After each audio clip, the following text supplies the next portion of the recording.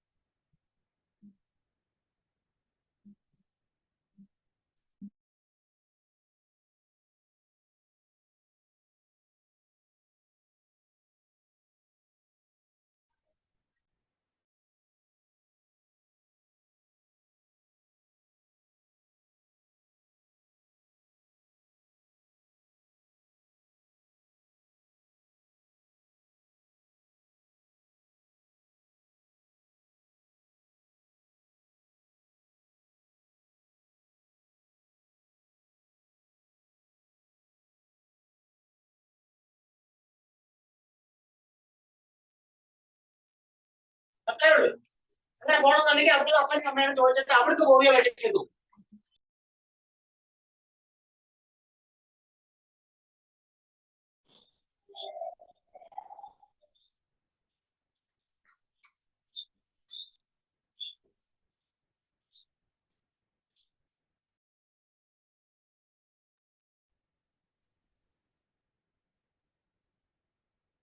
Good evening, all.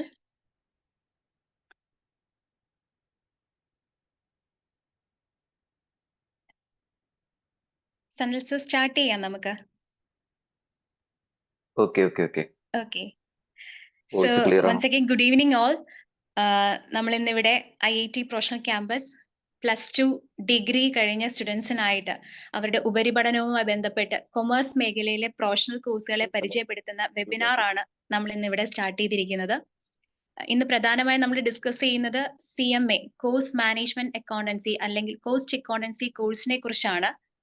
അപ്പോൾ നമ്മളോടൊപ്പം ഇന്ന് ജോയിൻ ചെയ്തിരിക്കുന്നത് ഈ പറഞ്ഞ പോലെ +2 റിസൾട്ട് ഇപ്പോൾ വന്നിരിക്കുകയാണ്. റിസൾട്ട് അടുത്തൊരു ഘട്ടത്തിലേക്ക് കടക്കാൻ നിൽക്കുന്ന കുട്ടികളും അതോടൊപ്പം തന്നെ ഡിഗ്രി കംപ്ലീറ്റ് ചെയ്ത കുട്ടികളുമാണ്. അപ്പോൾ അവർക്ക് വളരെയധികം ഹെൽപ്ഫുൾ ആകുമെന്ന് വിശ്വസിക്കുന്നു. കാരണം ഇന്ന് ഏറ്റവും കൂടുതൽ തൊഴിൽ സാധ്യതയുള്ള ഒരു മേഖലയായി മാറിക്കൊണ്ടിരിക്കുകയാണ് കോസ്റ്റ് അക്കൗണ്ടൻസി എന്ന് പറയുന്നത്. അപ്പോൾ അതിനെക്കുറിച്ച് കൂടുതൽ ഡീറ്റെയിൽ ആയിട്ട് നിങ്ങൾക്ക് പറഞ്ഞു തരാനും നിങ്ങളുടെ സംശയങ്ങളെല്ലാം കൃത്യമായി ക്ലിയർ ചെയ്ത് തരാനും ഏറ്റവും ആപ്റ്റ് ആയിട്ടുള്ള ഒരു വ്യക്തിയാണ് നമ്മളിവിടെ കൊണ്ടുവന്നിരിക്കുന്നത്. Doctor CMA Sanal Swaminathan sir. Sir, welcome to the session. Thank you. അതേപോലെ സാറിനെ പറ്റി പറയുകയാണെങ്കിൽ സാറ് കൊല്ലം ജില്ലയിലെ ലീഡിംഗ് പ്രാക്ടീസിങ് കോസ്റ്റ് അക്കൗണ്ടന്റ് ആണ്. അതേപോലെ തന്നെ എടുത്തു പറയേണ്ടതാണ് കുട്ടികളുടെ ഒരു പ്രിയപ്പെട്ട അധ്യാപകനും കൂടെയാണ്. അപ്പോ അധികം നീട്ടാതെ തന്നെ നമുക്ക് സെഷനിലേക്ക് കടക്കാം, അല്ലേ സർ? ഓക്കെ. വോയിസ് ക്ലിയർ ആണോ എന്റെ? അതെ സർ. ഓക്കെ. ആദ്യം എന്നെ ഈ ഒരു പ്രോഗ്രാമിലേക്ക് ക്ഷണിച്ച IIT പ്രൊഫഷണൽ ക്യാമ്പസിലെ എന്റെ പ്രിയപ്പെട്ട മനോജ് സാറിനോട് ഒരുപാട് നന്ദി പറഞ്ഞുകൊണ്ട് ഞാൻ തുടങ്ങുന്നു. കാരണം നന്ദി പറയാനൊരു മറ്റൊരു കാര്യം കൂടെ ഉണ്ട്. എനിക്ക് അടുത്തിടെ ഡോക്ടറേറ്റ് കിട്ടി. ഞാനൊരു പ്രാക്ടീസിങ് കോസ്റ്റ് അക്കൗണ്ടന്റ് ആണ്.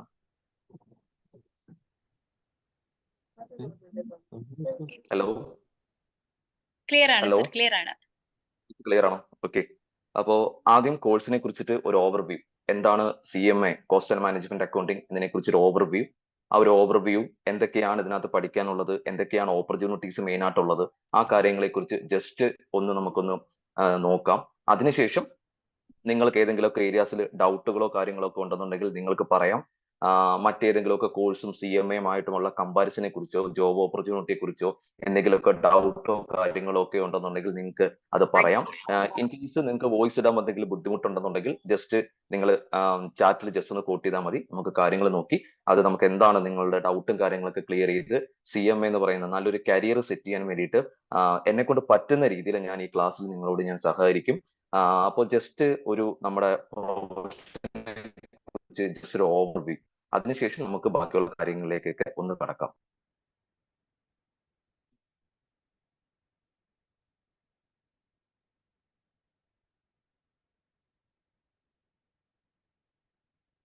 പാർവതി മാഡം, സ്ലൈഡ് കാണാമോ? ക്ലിയർ ആണ് സർ, കാണാൻ പറ്റുന്നുണ്ട്.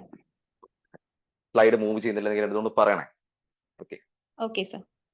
അപ്പോ എല്ലാവരെയും ഞാൻ CMA എന്ന് പറയുന്ന ഒരു പ്രൊഫഷണൽ കോഴ്സിലേക്ക് സ്വാഗതം ചെയ്യുകയാണ്. Institute of cost accounts of ഇന്ത്യയുടെ നേതൃത്വത്തിലാണ് CMA എന്ന് വിളിക്കുന്ന കോസ്റ്റ് ആൻഡ് മാനേജ്മെന്റ് അക്കൗണ്ടിങ് എന്ന് പറയുന്ന ഈ ഒരു കോഴ്സ് റൺ ചെയ്യുന്നത്. ഇത് പാർലമെന്റിൽ ആക്ട് പാസ്സാക്കി ഫോം ചെയ്തിരിക്കുന്ന ഒരു ഇൻസ്റ്റിറ്റ്യൂട്ട് ആണ്, ഒരു പ്രൊഫഷണൽ ബോഡിയാണ് institute of cost accounts of India. ഞാൻ അതിന്റെ വെബ്സൈറ്റ് തന്നെ ആദ്യമേ ഞാൻ കൊടുത്തിട്ടുണ്ട്. www.icma.in എന്ന് പറയുന്ന വെബ്സൈറ്റ് ഉണ്ട്. അതിൽ കയറി കഴിഞ്ഞാൽ നിങ്ങൾക്ക് കംപ്ലീറ്റ് ആയിട്ടുള്ള കാര്യങ്ങളെ കുറിച്ച് നിങ്ങൾക്ക് അവയർനെസ് കിട്ടും. എന്തൊക്കെയാണ് നിങ്ങൾക്ക് പഠിക്കാനുള്ളത്, സ്റ്റഡി മെറ്റീരിയൽ, അതേപോലെ വെബിനാർസ്, അതേപോലെ തന്നെ ക്ലാസ്സസ്, അതേപോലെ തന്നെ ഒരുപാട് കാര്യങ്ങളെല്ലാം നമ്മുടെ വെബ്സൈറ്റിൽ കൂടെ പ്രൊവൈഡ് ചെയ്യുന്നുണ്ട്. ഇടയ്ക്കിടയ്ക്കൊക്കെ CMA സ്റ്റുഡൻസ് വെബ്സൈറ്റ് ഒക്കെ ഒന്ന് ചെക്ക് ചെയ്തിരിക്കണം. So first of all, CMA എന്ന് വിളിക്കുന്ന cost and management accounting main costing ഏരിയയിലാണ് മെയിൻ ആയിട്ട് ഫോക്കസ് ചെയ്യുക. ഇത് നമ്മൾ സാധാരണ പറയുവാണെങ്കിൽ നമ്മുടെ ഇന്ത്യയിൽ ഏറ്റവും വലിയ രണ്ട് പ്രൊഫഷണൽ ബോഡീസ് ആണ് മെയിൻ ആയിട്ട് CMAയുമായി ബന്ധപ്പെട്ടുള്ളത്, അല്ലെങ്കിൽ കൊമേഴ്സുമായി ബന്ധപ്പെട്ട രണ്ട് പ്രൊഫഷണൽ ബോഡീസ് ആണ്. ഒന്ന് ചാർട്ടേഡ് അക്കൗണ്ട്സ് ഓഫ് ഇന്ത്യ, തൊട്ടപ്പുറത്ത് കോസ്റ്റ് അക്കൗണ്ട്സ് ഓഫ് ഇന്ത്യ. അതില് നമ്മൾ നിൽക്കുന്നത് കോസ്റ്റ് അക്കൗണ്ട്സ് ഓഫ് ഇന്ത്യ ആണ്. ഇതൊരു ലാർജസ്റ്റ് പ്രൊഫഷണൽ ബോഡിയാണ് ഇന്ത്യയിൽ.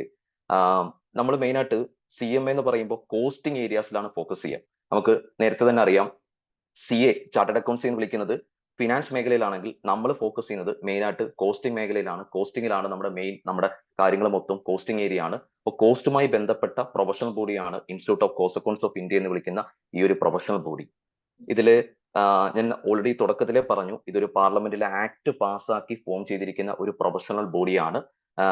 1959 പാർലമെന്റിൽ ആക്ട് പാസ്സായി വന്നിരിക്കുന്ന ഒരു പ്രൊഫഷണൽ ബോഡിയാണ് CMA. ഇപ്പൊ അറ്റ് പ്രസന്റ് ഗ്ലോബൽ ലെവലിലാണ് ഇപ്പൊ CMA കോഴ്സ് അറിയപ്പെടുന്നത്. ഇപ്പോ 2022 പുതിയ നമ്മുടെ സിലബസും കാര്യങ്ങളൊക്കെ ഇൻട്രൊഡ്യൂസ് ചെയ്ത സമയത്ത് ഇതൊരു ഗ്ലോബൽ ലെവലിലെ ഒരു കോഴ്സ് ആയിട്ടാണ് ഇപ്പൊ അറ്റ് പ്രസന്റ് CMA എന്ന് വിളിക്കുന്ന കോസ്റ്റ് ആൻഡ് മാനേജ്മെന്റ് അക്കൗണ്ടിങ് ഇപ്പൊ അറ്റ് പ്രസന്റ് പോയിക്കൊണ്ടിരിക്കുന്നത്. ഇതില് CMA ഞാനിപ്പോ ആദ്യം ഞാൻ ആക്ട് കാണിച്ചിട്ടുണ്ട്. 1959 ആക്ട് പാസ്സായിട്ടാണ് CMA എന്ന് വിളിക്കുന്ന ഈ ഒരു പ്രൊഫഷണൽ ബോഡി ഫോം ചെയ്തത്. അത് പറയാനായിട്ടുള്ള ഒരുപാട് കാരണങ്ങളുണ്ട്. അതായത് ഇന്ത്യയിൽ പ്രധാനപ്പെട്ട രണ്ട് കോഴ്സുകളാണ് പ്രധാനമായിട്ടും റെക്കഗ്നൈസ് ചെയ്തിരിക്കുന്നത്. കൊമേഴ്സിൽ ഏറ്റവും ടോപ്പിൽ വരുന്ന ഒന്ന് ചാർട്ടേഡ് അക്കൗണ്ട്സ് ഓഫ് ഇന്ത്യ, തൊട്ട് താഴെ that is cost accounting, cost and management accounting. ഇത് രണ്ടുമാണ് ഇന്ത്യയിൽ PSC അപ്രൂവ് ചെയ്തിരിക്കുന്നത്, UPSC എന്ന് വിളിക്കുന്ന സ്റ്റാഫ് സെലക്ഷൻ കമ്മീഷൻ അപ്രൂവ് ചെയ്തിരിക്കുന്നത്, UGC അപ്രൂവ് ചെയ്തിരിക്കുന്നത്, ministry of corporate affairs approve ചെയ്തിരിക്കുന്ന എല്ലാം ഈ ഒരു കോഴ്സും തൊട്ടപ്പുറത്ത് ചാർട്ടേഡ് അക്കൗണ്ട്സ് ഓഫ് ഇന്ത്യയാണ്. തൊട്ട് പല ആൾക്കാർ ഇപ്പം പുതുതായിട്ട് കുട്ടികൾ എൻ്റെ അടുത്ത് ഡൗട്ട് ചോദിക്കുന്നുണ്ട്. ചില ആൾക്കാർക്ക് ഇടയ്ക്കിടയ്ക്ക് വിളിക്കുന്നുണ്ട് CMA USA കുറിച്ച്, അതേപോലെ ACC എന്ന് പറയുന്ന രണ്ട് കോഴ്സുകളെ കുറിച്ച് പറയുന്നുണ്ട്. അപ്പോൾ പല ആൾക്കാരും പല ഇൻസ്റ്റിറ്റ്യൂട്ടുകളുടെയും പിന്നെ മാർക്കറ്റിംഗ് തന്ത്രമായിട്ട് പല ആൾക്കാരും പറഞ്ഞു കൊടുക്കുന്നുണ്ട് CMA USA പാസ്സായി കഴിഞ്ഞാൽ ഇന്ത്യയിൽ വർക്ക് ചെയ്യാം, ഇന്ത്യയിൽ PSC എക്സാം എഴുതാം, ഇന്ത്യയിൽ UPSC എക്സാം എഴുതാം എന്നൊക്കെ പറയുന്നുണ്ട്. സോ CMA USA വേറെയാണ്, എബ്രോഡ് കോഴ്സ് ആണ്. അതേപോലെ ACC എന്ന് വിളിക്കുന്നതും എബ്രോഡ് കോഴ്സ് ആണ്. ആ രണ്ട് ഐറ്റംസ് ഇപ്പൊ ലേറ്റസ്റ്റ് ആയിട്ട് മാർക്കറ്റിൽ ഇൻട്രൊഡ്യൂസ് ചെയ്തിരിക്കുന്ന രണ്ട് എബ്രോഡ് കോഴ്സുകളാണ്. ഇന്ത്യയിൽ ഒരു തരത്തിലും അപ്രൂവലോ കാര്യങ്ങളോ ഇല്ല ഇന്ത്യയിൽ. അതാണ് ഞാൻ ഈ സ്ലൈഡിൽ ഞാൻ കൊണ്ടുവന്നിരിക്കുന്നത്. ഇത് 1959 ആക്ട് ഫോം ചെയ്ത് അണ്ടർ മിനിസ്ട്രി ഓഫ് കോർപ്പറേറ്റ് അഫയേഴ്സിന്റെ കൺട്രോൾ നടക്കുന്നതാണ്. Under ministry of corporate affairs ആണ് ഇതിന്റെ എല്ലാ കാര്യങ്ങളും ചെയ്യുന്നത്, മിനിസ്ട്രി ഓഫ് കോർപ്പറേറ്റ് അഫയേഴ്സ് ആണ്. ജസ്റ്റ് ഒരു വേ ഞാൻ കാണിച്ചിട്ടുണ്ട്. ഈ ഒരു പ്രൊഫഷന്റെ എങ്ങനെയാണ് വന്നിരിക്കുന്നത് എന്നുള്ള പ്രൊഫഷൻ വന്നിട്ടുണ്ട്. 1944 ഈ ഒരു പ്രൊഫഷൻ ഫോം ചെയ്യാൻ വിചാരിച്ചത്. 1959 ആക്ട് പാസ്സായി. 1965 ഇന്ത്യയിൽ ഇൻട്രൊഡ്യൂസ് ചെയ്തിരിക്കുന്ന ഒരു പ്രധാനപ്പെട്ട ഓഡിറ്റ് ഉണ്ട്. കോസ്റ്റ് ഓഡിറ്റ് എന്ന് വിളിക്കുന്ന ഒരു ഓഡിറ്റ് ഉണ്ട്. ആ ഓഡിറ്റ് ചെയ്യാൻ സാധിക്കുന്നത് ഇന്ത്യൻ CMA പാസ്സായ ഒരു വ്യക്തിക്ക് മാത്രമേ കോസ്റ്റ് ഓഡിറ്റ് കണ്ടക്ട് ചെയ്യാൻ പറ്റത്തുള്ളൂ. 1965 ഈ കോസ്റ്റ് ഓഡിറ്റ് ആദ്യമായിട്ട് ഇൻട്രൊഡ്യൂസ് ചെയ്തു. ദെൻ 1996 നമ്മൾ ഈ കോസ്റ്റ് ഓഡിറ്റുമായി ബന്ധപ്പെട്ട് വേരിയസ് ഏരിയാസിൽ ഇന്ത്യൻ CMAക്ക് റോള് ഉണ്ട് എന്ന് പറഞ്ഞിട്ടുള്ള റൂൾസും റെഗുലേഷൻസും കൊണ്ടുവന്നു. 2012 ഇൻസ്റ്റിറ്റ്യൂട്ടിന്റെ ഒരു പുതിയൊരു name, institute of cost accounts of India എന്ന് വിളിക്കുന്ന ഒരു പുതിയൊരു നെയിമിലേക്ക് 2012 നമ്മൾ വന്നു. 2013 ഇന്റേണൽ ഓഡിറ്റ് ചെയ്യാൻ വേണ്ടി CMAക്കാർക്ക് പറ്റും. അത് പ്രത്യേകിച്ച് ഇന്ത്യൻ CMAക്ക് ഇന്റേണൽ ഓഡിറ്റ് കമ്പനീസ് ആക്ട് 2013 പ്രകാരം ഇന്റേണൽ ഓഡിറ്റ് എന്ന് വിളിക്കുന്ന ഒരു ആപ്ലിക്കബിലിറ്റി കൊണ്ടുവന്നു. ഇപ്പൊ അറ്റ് പ്രസന്റ് CMAക്ക് ഇന്റേണൽ ഓഡിറ്റ് കണ്ടക്ട് ചെയ്യും. ഇത് കൂടാതെ 2017 ഇൻസോൾവൻസി പ്രൊഫഷനുമായി ബന്ധപ്പെട്ട് CMAക്ക് ആക്ട് ചെയ്യാൻ പറ്റും. ഒരു ഇൻസോൾവൻസി ഏരിയയിൽ BCom കഴിഞ്ഞ കുട്ടികൾക്ക് ഇൻസോൾവൻസി ഏരിയയെ കുറിച്ച് അറിയാം. ദെൻ 2017 GST ഇൻട്രൊഡ്യൂസ് ചെയ്തപ്പോൾ അവിടെ അക്കൗണ്ടന്റ് ഡെഫിനിഷനിൽ രണ്ട് പേരേ ഉള്ളൂ. ഒന്ന് ചാർട്ടേഡ് അക്കൗണ്ട്സ് ഓഫ് ഇന്ത്യ, തൊട്ടപ്പുറത്ത് cost accounts of India. 2017 accountant definition കൊണ്ടുവന്നപ്പോൾ GST കൊണ്ടുവന്നപ്പോൾ ആ GSTയുടെ എല്ലാ വർക്കും CMAക്ക് ചെയ്യാൻ പറ്റും. ദെൻ 2018 നമുക്ക് വാല്യുവേഷൻ ചെയ്യാൻ പറ്റും. മിക്ക കേസിലും നമുക്ക് ഇൻഷുറൻസിന്റെ വാല്യുവേഷൻ, അസറ്റിന്റെ വാല്യുവേഷൻ ഇതെല്ലാം ഒരു CMA കഴിഞ്ഞ ഒരു വ്യക്തിക്ക് ചെയ്യാനായിട്ട് സാധിക്കും, വാല്യൂർ ആകാനായിട്ട് സാധിക്കും. ദെൻ 2023 കഴിഞ്ഞ വർഷം electronic and information technology act പ്രകാരം അവരുടെ അക്കൗണ്ടന്റ് എന്ന് പറയുന്ന ഡെഫിനിഷനിൽ ഇപ്പോൾ അറ്റ് പ്രസന്റ് CMA ഉൾപ്പെടുത്തിയിട്ടുണ്ട്, ഇന്ത്യൻ CMA ഉൾപ്പെടുത്തിയിട്ടുണ്ട്. പല അതുമായി ബന്ധപ്പെട്ട ഇലക്ട്രോണിക് ആൻഡ് ടെലികമ്മ്യൂണിക്കേഷൻ ഏരിയയിൽ ഇപ്പൊ നമുക്ക് വർക്ക് ചെയ്യാൻ പറ്റും. 2023 തന്നെ പുതിയൊരു അപ്ഡേഷൻ വന്നിട്ടുണ്ട്. നിർമ്മല സീതാരാമൻ എന്ന് വിളിക്കുന്ന ഫിനാൻസ് മിനിസ്റ്റർ പ്രഖ്യാപിച്ച ബഡ്ജറ്റില് CMAക്കാരനാണ് ഇപ്പോൾ അറ്റ് പ്രസന്റ് ഇന്ത്യൻ CMA പാസ്സായ വ്യക്തിയാണ് ഇൻവെന്ററി വാല്യുവേഷൻ. നിങ്ങൾ കേട്ടുണ്ടായിരിക്കാം, സ്റ്റാറ്റ്യൂട്ടറി ഓഡിറ്റ് എന്ന് വിളിക്കുന്ന ഫിനാൻഷ്യൽ ഓഡിറ്റ് ഉണ്ട്. അവിടെ ഇൻവെന്ററി വാല്യുവേഷൻ കണ്ടക്ട് ചെയ്യുന്നതിലെ പ്രധാനപ്പെട്ട റോള് ഇപ്പോൾ അറ്റ് പ്രസന്റ് CMAക്കാരാണ് വഹിക്കുന്നത്. ഒരു CMAക്കാരനാണ് ഇപ്പോൾ അറ്റ് പ്രസന്റ് ഈ പറഞ്ഞ സ്റ്റോക്ക് ഓഡിറ്റ് എന്ന് വിളിക്കുന്ന ഇൻവെന്ററി വാല്യുവേഷൻ കണ്ടക്ട് ചെയ്യുന്ന CMA ആണ്. ഇതാണ് ഇപ്പോൾ അറ്റ് പ്രസന്റ് CMAയുടെ ഒരു സ്റ്റാറ്റസ്. അറൌണ്ട് ഏകദേശം 1 lakhൽ പുറത്ത് ക്വാളിഫൈഡ് ആയിട്ടുള്ള പ്രൊഫഷണൽസ് ഇപ്പൊ തന്നെ മാർക്കറ്റിലുണ്ട്. ഏകദേശം 5 lakh എബോവ് സ്റ്റുഡൻസ് ഈ ഒരു മേഖലയിൽ വർക്ക് ചെയ്യുന്നുണ്ട്. പ്രധാനമായിട്ടും നമുക്ക് 4 റീജിയണൽ സെന്റേഴ്സ് ആണുള്ളത്. നമ്മൾ നോർത്ത്, വെസ്റ്റ്, സൗത്ത് എന്ന് പറയുന്ന രീതിയിൽ ഒരു 4 റീജിയണൽ സെന്റേഴ്സ് നമ്മൾ ഓൾ ഇന്ത്യയെ 4 പോർഷൻ ആയിട്ട് ഡിവൈഡ് ചെയ്തു. അതിന്റെ അഡ്മിനിസ്ട്രേഷൻ പർപ്പസിനുണ്ട്. അതിൽ പിന്നെ കൊൽക്കത്തയുണ്ട്, ചെന്നൈ ഉണ്ട്, ഡൽഹി ഉണ്ട്, മുംബൈ ഉണ്ട്. ഇങ്ങനെ 4 റീജിയണൽ കൗൺസിലായിട്ടുണ്ട്. അതേപോലെ തന്നെ ഇതിന്റെ സപ്പോർട്ടിംഗ് പർപ്പസിന് വേണ്ടി ഓൾ കൺട്രീസിൽ ചാപ്റ്റേഴ്സ് ഫോം ചെയ്തിട്ടുണ്ട്. കേരളത്തിലും 5 ചാപ്റ്റേഴ്സ് ഉണ്ട്, തിരുവനന്തപുരം ഉണ്ട്, കോട്ടയം ഉണ്ട്, അതേപോലെ എറണാകുളം ഉണ്ട്, കോഴിക്കോട് മലപ്പുറം ചാപ്റ്റർ ഉണ്ട്, തൃശ്ശൂർ ചാപ്റ്റർ ഉണ്ട്. ഇങ്ങനെ ചാപ്റ്റേഴ്സ് ഉണ്ട്. അതേപോലെ തന്നെ എക്സാം സെന്റേഴ്സ്, ഓവർസീസ് സെന്റേഴ്സ് ഉണ്ട്. അതേപോലെ എക്സാം സെന്റേഴ്സ് ഇന്ത്യയിൽ 132 എക്സാം സെന്റേഴ്സ് ഇന്ത്യയിൽ ഉണ്ട്. ഇതാണ് ഈ ഒരു പ്രൊഫഷന്റെ ഇപ്പൊ അറ്റ് പ്രസന്റ് ദാറ്റ് ഈസ് CMAയുടെ ഒരു നെറ്റ്വർക്ക് എന്ന് പറയുന്നത്. CMA കോഴ്സ് അറൌണ്ട് ഇന്ത്യയിൽ കൂടാതെ പല കൺട്രീസിലും ഇത് അപ്രൂവ്ഡ് ആണ്. ഏകദേശം 62 രാജ്യങ്ങളിൽ, ഇന്ത്യ ഉൾപ്പെടെയുള്ള 62 രാജ്യങ്ങളിൽ ഈ ഒരു കോഴ്സ് അപ്രൂവ്ഡ് ആയിട്ടുണ്ട്. പല ഏരിയാസിലും പല ആൾക്കാരും ഈ ഏരിയാസിൽ വർക്ക് ചെയ്യുന്നുണ്ട്. ഏകദേശം 62ഓളം രാജ്യങ്ങൾ ഈ പറഞ്ഞിരിക്കുന്ന കോഴ്സ് അപ്രൂവ് ചെയ്തിട്ടുണ്ട്. നമുക്ക് പ്രധാനമായിട്ട് നമുക്ക് വർക്ക് ചെയ്യാൻ സാധിക്കുന്ന പ്രധാനപ്പെട്ട ഏരിയ, നമുക്ക് മെയിൻ ആയിട്ട് ഒരു CMAക്കാരന് വർക്ക് ചെയ്യാൻ സാധിക്കുന്നത് കോസ്റ്റ് ബിൽഡിംഗ് പർപ്പസിന് വേണ്ടിയിട്ട്, അതേപോലെ തന്നെ മാനേജ്മെന്റ് കൺട്രോൾ, ടാക്സുമായി ബന്ധപ്പെട്ട കാര്യങ്ങൾ, കോസ്റ്റിംഗുമായി ബന്ധപ്പെട്ട കാര്യങ്ങൾ, ഓഡിറ്റുമായി ബന്ധപ്പെട്ട കാര്യങ്ങൾ, ഇങ്ങനെ പല ഏരിയാസിൽ ഒരു CMAക്ക് വർക്ക് ചെയ്യാൻ പറ്റും. നമുക്ക് ഒരു കമ്പനിയിൽ നമുക്ക് കോസ്റ്റിംഗിന്റെ സ്ട്രക്ചർ സെറ്റ് ചെയ്യാൻ വേണ്ടിയിട്ട് നമ്മളെ അപ്പോയിന്റ് ചെയ്യാറുണ്ട്. അതേപോലെ തന്നെ ഫിനാൻഷ്യൽ ഡിസിഷൻ മേക്കിംഗ് പർപ്പസിന് വേണ്ടി നമ്മളെ അപ്പോയിന്റ് ചെയ്യാറുണ്ട്. അതേപോലെ ടാക്സിന്റെ കാര്യങ്ങൾ ചെയ്യാൻ വേണ്ടിയിട്ടൊക്കെ നമ്മളെ പല കമ്പനീസും നമ്മളെ അപ്പോയിന്റ് ചെയ്യാറുണ്ട്. നമ്മുടെ CMAയിലേക്ക് വരുന്ന ഒരു കുട്ടി, ഇപ്പൊ +2 കഴിഞ്ഞിട്ടാണ് CMAയിലേക്ക് വരുന്ന ഒരു കുട്ടി, +2 കഴിഞ്ഞിട്ട് വരുന്ന ഒരു കുട്ടിയാണെങ്കിൽ ആ കുട്ടിക്ക്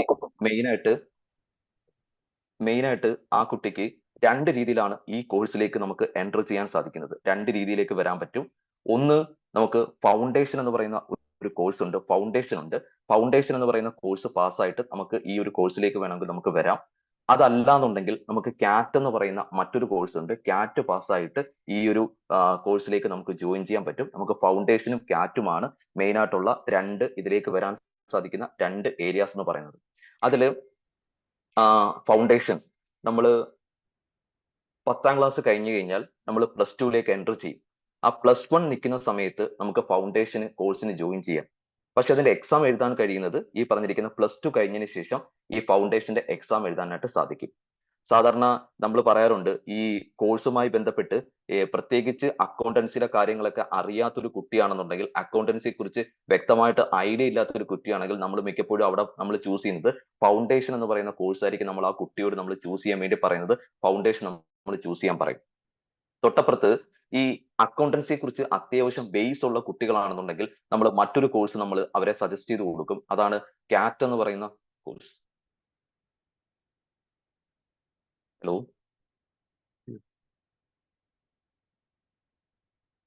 ഇതിലാരാ മുത്ത് ഇങ്ങനെ വരച്ചു വെച്ചേക്കുന്നേ?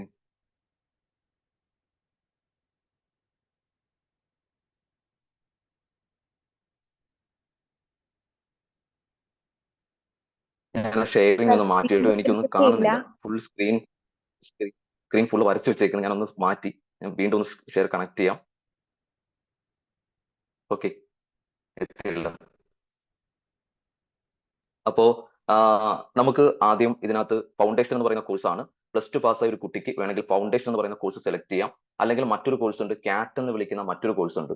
+2ന് കൊമേഴ്സ് പഠിച്ച ഒരു കുട്ടിയാണെന്നുണ്ടെങ്കിൽ ആ കുട്ടിക്ക് സെലക്ട് ചെയ്യാൻ സാധിക്കുന്ന മറ്റൊരു ഇതിന്റെ എൻട്രൻസ് ഇതാണ് കാറ്റ് എന്ന് വിളിക്കുന്ന പ്രോഗ്രാം. കാറ്റിൽ മെയിൻ ആയിട്ട് 4 പേർപ്പസ് ആണ് ഉള്ളത്. 4 പേർപ്പസ് പാസ്സായി നമുക്ക് CMA ഇന്റർമീഡിയറ്റിലേക്ക് നമുക്ക് ജോയിൻ ചെയ്യാം. കാറ്റ് എന്ന് പറയുന്ന കോഴ്സ് ആണ് മറ്റൊരു പ്രോഗ്രാം. മറ്റൊന്ന് ഞാൻ നേരത്തെ പറഞ്ഞ ഫൗണ്ടേഷൻ എന്ന് പറയുന്ന കോഴ്സ് ഉണ്ട്. കാറ്റും ഫൗണ്ടേഷനും ഉണ്ട്. അപ്പോൾ ഞാൻ പറഞ്ഞു, ഇപ്പൊ ചില ആൾക്കാർക്ക് അതിനകത്ത് സെലക്ട് ചെയ്യുമ്പോൾ ഒരു ബുദ്ധിമുട്ടുണ്ട്. സാറേ ഫൗണ്ടേഷനും ഉണ്ട് കാറ്റും ഉണ്ട്, അപ്പൊ ഇതിൽ ഏതാണ് നമുക്ക് ബെറ്റർ എന്ന് ചോദിക്കുന്ന ചിലപ്പോൾ ആൾക്കാരുണ്ട്. +2ന് കൊമേഴ്സ് എടുത്ത് വരുന്ന ഒരു കുട്ടിയാണെന്നുണ്ടെങ്കിൽ ആ കുട്ടിയെ സംബന്ധിച്ച് ഏറ്റവും ബെറ്റർ എന്ന് പറയുന്നത് കാറ്റ് എന്ന് പറയുന്ന കോഴ്സ് ആയിരിക്കും. കാറ്റിലേക്ക് വന്നാൽ മതി, കാരണം ബേസും കാര്യങ്ങളും എല്ലാം അയാൾ പഠിക്കുന്നുണ്ട്. അതുകൊണ്ട് തന്നെ കാറ്റ് കോഴ്സ് അയാൾക്ക് ചൂസ് ചെയ്യാൻ പറ്റും. കാറ്റ് പെട്ടെന്ന് പാസ്സാകാൻ പറ്റും. ഇനി +2 ഈ പറഞ്ഞ കൊമേഴ്സ് അല്ല എടുക്കുന്ന ഒരു കുട്ടിയാണെന്നുണ്ടെങ്കിൽ വേണമെങ്കിൽ കുട്ടിക്ക് കാറ്റ് സെലക്ട് ചെയ്യാം. അല്ലെങ്കിൽ ഫൗണ്ടേഷൻ എന്ന് പറയുന്ന കോഴ്സ് കുറച്ചും കൂടെ ഡീപ്പായിട്ട് കൊമേഴ്സിന്റെ ബേസിക് കാര്യങ്ങളൊക്കെ അറിയാൻ സാധിക്കുന്നതാണ് ഫൗണ്ടേഷൻ എന്ന് പറയുന്ന കോഴ്സ്. ഫൗണ്ടേഷൻ പാസ്സായി കഴിഞ്ഞാൽ നേരെ ഇന്റർമീഡിയറ്റിലേക്കാണ് വരുന്നത്. ഇന്റർമീഡിയറ്റിലേക്ക് വരാം. അപ്പൊ ഇന്റർമീഡിയറ്റിലേക്ക് വരാൻ സാധിക്കുന്നത് ഒന്നുകിൽ CMA ഫൗണ്ടേഷൻ പാസ്സായവർക്ക് വരാം, അല്ലെങ്കിൽ കാറ്റിന് 2 ലെവൽസ് ആണുള്ളത്. ലെവൽ 1, ലെവൽ 2 ഉണ്ട്. അതിൽ ലെവൽ 1 പാസ്സായവർക്ക് കാറ്റിലേക്ക് നമുക്ക് ഈ CMA ഇന്റർമീഡിയറ്റിലേക്ക് വരാം. ഇതുകൂടാതെ CA ഇന്റർമീഡിയറ്റ് പാസ്സായവർക്ക് നമുക്ക് ഇങ്ങോട്ടേക്ക് ജോയിൻ ചെയ്യാം. CA ഇന്റർമീഡിയറ്റ് പാസ്സായവർക്ക് ഇതിനകത്തേക്ക് ജോയിൻ ചെയ്യാൻ സാധിക്കും. പിന്നെ ഉള്ളത് നമുക്ക് എഞ്ചിനീയറിംഗിൽ നമുക്ക് BTech എന്ന് പറയുന്ന എലമെന്റ് ഉണ്ട്. BTech പാസ്സായവർക്കും CMA ഇന്റർമീഡിയറ്റിലേക്ക് ഡയറക്റ്റ് എൻട്രി ഉണ്ട്. അപ്പൊ ഇങ്ങനെയുള്ളവർക്കാണ് ഇതിനകത്തേക്ക് ഡയറക്റ്റ് എൻട്രി ഉള്ള സിറ്റുവേഷൻ. പിന്നെ CMA ഇന്റർമീഡിയറ്റ് കഴിഞ്ഞാൽ പിന്നീടുള്ളത് ഫൈനൽ പ്രോഗ്രാം ആണ്. ഇങ്ങനെയാണ് കോഴ്സിന്റെ സ്ട്രക്ചർ. ഒന്നുകിൽ ഫൗണ്ടേഷൻ ഓർ കാറ്റ്. അതിൽ ഏറ്റവും കൂടുതൽ പാസ് പെർസെന്റേജും ഏറ്റവും കൂടുതൽ ആൾക്കാർ ജോയിൻ ചെയ്തത് കാറ്റ് എന്ന് പറയുന്ന കോഴ്സിനാണ്. അതിനുശേഷം പിന്നീട് CMA ഇന്റർമീഡിയറ്റ്, അതിനുശേഷം CMA ഫൈനൽ. ഇതിൽ ഞാൻ പറഞ്ഞു BCom കഴിഞ്ഞവർക്ക് വേണ്ടി, ഡിഗ്രി കഴിഞ്ഞവർക്ക് ഇതിലേക്ക് ഡയറക്റ്റ് എൻട്രി ആണ്. ഡിഗ്രി കഴിഞ്ഞവർക്ക് ഡയറക്റ്റ് എൻട്രി ഉണ്ട്. അതേപോലെ തന്നെ CA ഇന്റർമീഡിയറ്റ് പാസ് അവർക്ക് ഡയറക്റ്റ് CMA ഇന്റർമീഡിയറ്റിലേക്ക് ജോയിൻ ചെയ്യാം. BTech കഴിഞ്ഞവർക്കും ഇതിനകത്തേക്ക് ഡയറക്റ്റ് ആയിട്ട് ജോയിൻ ചെയ്യാം. ഇതിന്റെ തൊട്ട് താഴെ ഞാൻ അതിന്റെ സ്റ്റഡീസിന്റെ വെബ്സൈറ്റ് കൊടുത്തിട്ടുണ്ട്. അതിൽ കയറി നോക്കിക്കഴിഞ്ഞാൽ നിങ്ങൾക്ക് അതിന്റെ ഇൻഫർമേഷൻ എല്ലാം നിങ്ങൾക്ക് അവിടെ കിട്ടുന്നതാണ്. അത് കിട്ടും. ദെൻ കാറ്റുമായി ബന്ധപ്പെട്ട് ജസ്റ്റ് ഒന്ന് കാര്യങ്ങളൊന്ന് പറഞ്ഞു പോവാം. കാറ്റിന് 2 ലെവലാണുള്ളത്. പാർട്ട് 1 ആൻഡ് പാർട്ട് 2 എന്ന് വിളിക്കുന്ന 2 ലെവലാണ്. CMA ഇന്റർമീഡിയറ്റിലേക്ക് വരാൻ വേണ്ടിയിട്ട് ഫസ്റ്റ് പാർട്ടാണ് പാസ്സാകേണ്ടത്. ഫസ്റ്റ് പാർട്ടിൽ 4 പേർപ്പസ് ആണുള്ളത്. Fundamentals of financial accounting, applied business and industrial law, financial accounting, അതേപോലെ സ്റ്റാറ്റ്യൂട്ടറി കംപ്ലയൻസ് എന്ന് വിളിക്കുന്ന 4 പേർപ്പസ് ആണ് മെയിൻ ആയിട്ടുള്ളത്. ഇതിന്റെ എക്സാമിന്റെ ഏറ്റവും വലിയ പ്രത്യേകത മൾട്ടിപ്പിൾ ചോയ്സ് ക്വസ്റ്റ്യൻസ് ആണ് മൊത്തം ഉള്ളത്. മൾട്ടിപ്പിൾ ചോയ്സ് ക്വസ്റ്റ്യൻസ് ആണ് ഇവിടെ ഉള്ളത്. നെഗറ്റീവ് മാർക്ക് എന്ന് വിളിക്കുന്ന ഒരു എലമെന്റ് ഇവിടെ ഇല്ല. നെഗറ്റീവ് മാർക്ക് ഇല്ല. ഒറ്റ ദിവസം കൊണ്ട് ഇതിന്റെ എക്സാം കഴിയും. മോർണിംഗ് ഒരു പേപ്പർ, ഈവനിങ് ഒരു പേപ്പർ, അങ്ങനെ 2 പേപ്പേഴ്സ് ആണ് എക്സാം നടക്കുന്നത്. അതിൽ ഒരു പേപ്പറിന് 40 മാർക്ക് വീതം, അങ്ങനെ 2 പേപ്പറിന് 40 മാർക്ക് വീതവും അഗ്രിഗേറ്റ് 15 ക്ലെയിം ചെയ്ത് കഴിഞ്ഞാൽ ഈ കാറ്റിന്റെ ഫസ്റ്റ് ലെവൽ നമുക്ക് പാസ്സാകാം. അങ്ങനെ ഫസ്റ്റ് ലെവൽ ഒറ്റ ദിവസം കൊണ്ടാണ് ഇതിന്റെ എക്സാം നടക്കുന്നത്. മൊത്തം that is multiple choice MCQ type questions ആണ്. നെഗറ്റീവ് മാർക്സ് ഇല്ല. അതാണ് ഈ ഒരു കാറ്റിന്റെ ഏറ്റവും വലിയ പ്രത്യേകത. കാറ്റ് പാസ്സായി കഴിഞ്ഞാൽ CMA ഇന്റർമീഡിയറ്റിലേക്ക് വരാം. +2 കഴിഞ്ഞ ഒരു കുട്ടിയാണെന്നുണ്ടെങ്കിൽ ആ കുട്ടിക്ക് ഈ കാറ്റ് സെലക്ട് ചെയ്ത് കാറ്റ് വിത്തിൻ ഒരു 4 മാസത്തിനുള്ളിൽ കാറ്റ് കംപ്ലീറ്റ് ചെയ്ത് CMA ഇന്റർമീഡിയറ്റിലേക്ക് വരാനായിട്ട് സാധിക്കും. പിന്നെ കാറ്റിന്റെ മറ്റൊരു ലെവൽ ഉണ്ട്. കാറ്റ് എന്ന് പറയുമ്പോൾ സർട്ടിഫൈഡ് അക്കൗണ്ട് ടെക്നീഷ്യൻ ആണ്. അതായത് കാറ്റ് പാസ്സായി കഴിഞ്ഞതിന് ശേഷം ഇതിന്റെ രണ്ടാമത്തെ ഒരു ലെവൽ ഉണ്ട്. അതിൽ നമ്മൾ സാപ്പ് കമ്പ്യൂട്ടറിനെ കുറിച്ച്, ERP സോഫ്റ്റ്വെയറിനെ കുറിച്ച്, അതേപോലെ തന്നെ ഒരു കുറച്ച് ദിവസത്തെ ഒരു ട്രെയിനിങ് പ്രോഗ്രാം കൊണ്ട് നമുക്ക് ഈ പറഞ്ഞിരിക്കുന്ന സർട്ടിഫൈഡ് അക്കൗണ്ട് ടെക്നീഷ്യൻ എന്ന് പറയുന്ന ഒരു സർട്ടിഫിക്കറ്റ് നമുക്ക് കിട്ടും. ആ സർട്ടിഫിക്കറ്റ് വെച്ചിട്ട് നമുക്ക് അത്യാവശ്യം എവിടെയെങ്കിലും ഒക്കെ നമുക്ക് വർക്ക് ചെയ്യാനും, അതേപോലെ തന്നെ കൊമേഴ്സ് ഫീൽഡിൽ വർക്ക് ചെയ്യാനും ഒക്കെ നമുക്ക് ഇതിനകത്ത് സാധിക്കും. അങ്ങനെ 2 ലെവൽസ് ഉണ്ട് കാറ്റ് എന്ന് വിളിക്കുന്ന പ്രോഗ്രാം. ദെൻ CMA ഫൗണ്ടേഷൻ ആണ് സെലക്ട് ചെയ്യുന്നതെങ്കിൽ ഫൗണ്ടേഷന് മെയിൻ ആയിട്ട് 4 പേർപ്പസ് ആണ് ഉള്ളത്. ഫൗണ്ടേഷന് 4 പേർപ്പസ് ആണ് മെയിൻ ആയിട്ട് ഫൗണ്ടേഷന് വരുന്നത്. തൊട്ടപ്പുറത്ത് ഇന്റർമീഡിയറ്റിലേക്ക് വരുമ്പോൾ ഇന്റർമീഡിയറ്റിന് 2 ഗ്രൂപ്പാണ്, 8 പേർപ്പസ് ആണ് മൊത്തം ഉള്ളത്. 2 ഗ്രൂപ്പ് വീതമുള്ള 2 ഗ്രൂപ്പാണ്, 4 പേപ്പർ വീതമുള്ള 2 ഗ്രൂപ്പാണ് അവിടെ ഡിവൈഡ് ചെയ്യുന്നത്. ദാറ്റ് ഈസ് ഇന്റർമീഡിയറ്റ് 8 പേർപ്പസ് ആണ് ഇന്റർമീഡിയറ്റിനുള്ളത്. നേരെ ഫൈനലിലേക്ക് വരുമ്പോൾ ഫൈനലിൽ മെയിൻ ആയിട്ട് 2 ഗ്രൂപ്പാണ് അടുത്തത് പോകുന്നത്. അടുത്ത 2 ഗ്രൂപ്പാണ്, അവിടെയും ഈ പറഞ്ഞിരിക്കുന്ന 8 പേപ്പേഴ്സ് ആണ് ഫൈനലിനുള്ളത്. സോ ഫൗണ്ടേഷന് 4 പേപ്പേഴ്സ്, ദെൻ ഇന്റർമീഡിയറ്റിലേക്ക് വരുമ്പോൾ intermediate 2 ഗ്രൂപ്പിലായി 8 papers, then final intermediate കഴിഞ്ഞാൽ പിന്നീട് ഫൈനലിനും 8 പേപ്പർ ഉണ്ട്. അതിൽ ഫൈനലിലെ 8 പേപ്പർ, ഒരു പേപ്പർ എലക്റ്റീവ് ആണ്, 3 ചോയ്സ് ഉണ്ട്. അതിൽ ഏത് വേണമെങ്കിലും നിങ്ങൾക്ക് സെലക്ട് ചെയ്യാം. ഇതാണ് ആ ഒരു രീതിയിലേക്ക് ഫൈനൽ കോഴ്സ് പോകുന്നത്. പിന്നെ ഇപ്പൊ അറ്റ് പ്രസന്റ് CMAയുടെ സിലബസ് 2022 സിലബസ് ആണ്. ഇന്റർനാഷണൽ സിലബസ് ആണ് ഇപ്പൊ അറ്റ് പ്രസന്റ് CMA എന്ന് വിളിക്കുന്ന കോഴ്സ് ഇന്റർനാഷണൽ സിലബസിലേക്കാണ് പോകുന്നത്. ഈ ഇന്റർനാഷണൽ സിലബസിൽ ഒരുപാട് എലമെന്റ്സ് പുതുതായിട്ടൊക്കെ ഇൻട്രൊഡ്യൂസ് ചെയ്തിട്ടുണ്ട്. Digital strategy, 6 sigma, data analytics എന്നൊക്കെ വിളിക്കുന്ന പുതിയ എമർജിംഗ് എലമെന്റ്സിനെ കുറിച്ചൊക്കെ ഈ ഒരു 2022 സിലബസ് ഡിസ്കസ് ചെയ്യുന്നുണ്ട്. നമുക്ക് CMAയിൽ ഇന്റർമീഡിയറ്റ് പഠിക്കുന്ന സമയത്ത് അല്ലെങ്കിൽ കാറ്റോ ഫൗണ്ടേഷനോ പാസ്സായി ഇന്റർമീഡിയറ്റിലേക്ക് വരുന്ന ഒരു കുട്ടിക്ക് ഇന്റർമീഡിയറ്റ് ലെവലിൽ നമുക്ക് സ്കിൽ ട്രെയിനിങ് ഉണ്ട്. 140 അവേഴ്സ് സ്കിൽ ട്രെയിനിങ് നമ്മുടെ ഇൻസ്റ്റിറ്റ്യൂട്ട് തന്നെ ഡയറക്റ്റ് പ്രൊവൈഡ് ചെയ്യുന്നുണ്ട്. CMA ഇന്റർമീഡിയറ്റിൽ നിൽക്കുമ്പോൾ 140 അവേഴ്സ് നമുക്ക് സ്കിൽ ട്രെയിനിങ്, അതായത് computer, MS Excel, MS Word, MS PowerPoint, sap, Tally ഇതിനെ കുറിച്ചൊക്കെ പഠിക്കാൻ പറ്റും. അപ്പൊ ഈ ഒരു കോഴ്സിന്റെ കൂടെ തന്നെ ഈ കമ്പ്യൂട്ടറിനെ കുറിച്ചും വ്യക്തമായിട്ട് ഒരു ഐഡിയ കിട്ടും. ഇന്റർമീഡിയറ്റ് കഴിഞ്ഞാൽ പിന്നീട് 15 മാസം ആർട്ടിക്കിൾഷിപ്പ് ആണ് പിന്നീടുള്ളത്. 15 മാസത്തെ ട്രെയിനിങ് ആണ്. ഏതെങ്കിലും കമ്പനികളിലോ അല്ലെങ്കിൽ കോസ്റ്റ് അക്കൗണ്ടന്റ് കീഴിലോ നമുക്ക് വർക്ക് ചെയ്യാൻ സാധിക്കും. 15 മാസം ആർട്ടിക്കിൾഷിപ്പ് ഉണ്ട്. ആ ആർട്ടിക്കിൾഷിപ്പ് പീരീഡ് സ്റ്റൈഫൻഡും കാര്യങ്ങളും ഒക്കെ കിട്ടും. ആ സ്റ്റൈഫൻഡ് കിട്ടി 15 മാസത്തെ ആർട്ടിക്കിൾഷിപ്പ് കംപ്ലീറ്റ് ചെയ്തതിനു ശേഷം ഫൈനൽ കോഴ്സിലേക്ക് കയറും. ഫൈനല് ഞാൻ 8 പേപ്പറിനെ കുറിച്ച് നേരത്തെ പറഞ്ഞിട്ടുണ്ടായിരുന്നു. ഫൈനല് നിൽക്കുന്ന സമയത്ത് നമുക്ക് 7 ഡേയ്സ് ഇൻഡസ്ട്രിയൽ ഓറിയന്റഡ് ട്രെയിനിങ് ഉണ്ട്. നമ്മൾ ഒരു കമ്പനിയിൽ പോയാൽ എങ്ങനെയൊക്കെയാണ് ഒരു കമ്പനിയിലെ കാര്യങ്ങൾ ചെയ്യേണ്ടത്, ഒരു കമ്പനിയുടെ ഓവറോൾ വ്യൂ അവിടെ നമുക്ക് പ്രൊവൈഡ് ചെയ്യുന്നുണ്ട്. അങ്ങനെ ഒരു 7 ഡേയ്സ് ഇൻഡസ്ട്രിയൽ ഓറിയന്റഡ് ട്രെയിനിങ് ഉണ്ട്. അത് കഴിഞ്ഞതിന് ശേഷം ഫൈനൽ എക്സാം എഴുതി നമുക്ക് പാസ്സാകാനായിട്ട് സാധിക്കും. നമ്മുടെ ഫൗണ്ടേഷന്റെ, ഇന്റർമീഡിയറ്റിന്റെ, ഫൈനലിന്റെ കോഴ്സിന്റെ ഫീസ് ഞാൻ ജസ്റ്റ് ഒന്ന് കാണിച്ചിട്ടുണ്ട്. ഫൗണ്ടേഷൻ 6,000, ഇന്റർമീഡിയറ്റ് 23,100, ഫൈനൽ 25,000 ആണ് മെയിൻ ആയിട്ട് അതിന്റെ കോഴ്സ് ഫീ ആയിട്ട് നമുക്ക് പറയുന്നത്. അതാണ് ഉള്ളത്. പിന്നെ ഇതുപോലെ തന്നെ ഓവർസീസിൽ, ഫോറിനിൽ നിന്നും നമുക്ക് വേണമെങ്കിൽ ഈ കോഴ്സിലേക്ക് നമുക്ക് രജിസ്റ്റർ ചെയ്യാനായിട്ട് നമുക്ക് സാധിക്കും. കരിയർ ഓപ്പർച്യൂണിറ്റീസ് ആണ്, അതാണ് ഏറ്റവും പ്രധാനപ്പെട്ട നമ്മൾ അറിഞ്ഞിരിക്കേണ്ടത്. നമ്മളൊരു കോഴ്സ് സെലക്ട് ചെയ്യുമ്പോൾ ഏറ്റവും പ്രധാനപ്പെട്ട എലമെന്റ് ഈ കോഴ്സ് പാസ്സായി കഴിഞ്ഞാൽ നാളെ ഇവിടെ എന്തെങ്കിലുമൊക്കെ ചെയ്യാൻ സാധിക്കുമോ എന്നതിനെ കുറിച്ച് വ്യക്തമായിട്ട് ഒരു ഐഡിയ വേണം. മിക്ക സ്റ്റുഡൻസിനും ആ ഒരു ഐഡിയ ഇല്ലാത്തൊരു അവസ്ഥയുണ്ട്. ചുമ്മാ ചാടിക്കേറി ഏതെങ്കിലുമൊക്കെ അഡ്വർടൈസ്മെന്റ് കണ്ട് മോഹൻലാൽ ഈ പറയുന്ന രീതിയിൽ 21ാമത്തെ വയസ്സിൽ ചാർട്ടേഡ് അക്കൗണ്ടന്റ് ആകാമെന്നുള്ള അഡ്വർടൈസ്മെന്റ് കണ്ട്, എവിടെയെങ്കിലുമൊക്കെ കാണുന്ന അഡ്വർടൈസ്മെന്റ് കണ്ട് ചാടിക്കേറി ഒരു പ്രൊഫഷണൽ കോഴ്സിന് ജോയിൻ ചെയ്യുന്നതിന് മുമ്പ് അതിന്റെ കരിയർ ഓപ്പർച്യൂണിറ്റിയെ കുറിച്ച് അറിയണം. ഇത് പാസ്സായി നാളെ നിൽക്കുന്ന സമയത്ത് വെറും ഒരു കോഴ്സ് പാസ്സായി എന്നിട്ട് ജോലിയൊന്നുമില്ല, എനിക്കാരും ജോലി തരുന്നില്ല എന്ന് പറഞ്ഞിട്ട് കാര്യമില്ല. നമ്മൾ പഠിക്കുന്ന സമയത്ത് കരിയർ ഓപ്പർച്യൂണിറ്റി ഉള്ള, നമുക്ക് പെർഫോം ചെയ്യാൻ പറ്റുന്ന മേഖല നമ്മൾ സെലക്ട് ചെയ്യണം. ഇന്ത്യൻ CMAക്ക് 3 രീതിയിലാണ്, 3 ഏരിയാസിലാണ് പെർഫോം ചെയ്യാൻ സാധിക്കുന്നത്. സർവീസ് സെക്ടേഴ്സിൽ, അല്ലെങ്കിൽ പ്രാക്ടീസിങ്, അതായത് കൺസൾട്ടൻസി ഫേം സ്റ്റാർട്ട് ചെയ്യാൻ പറ്റും, അല്ലെങ്കിൽ പുതിയ സ്റ്റാർട്ടപ്പ് നമുക്ക് എമർജ് ചെയ്യാൻ പറ്റും.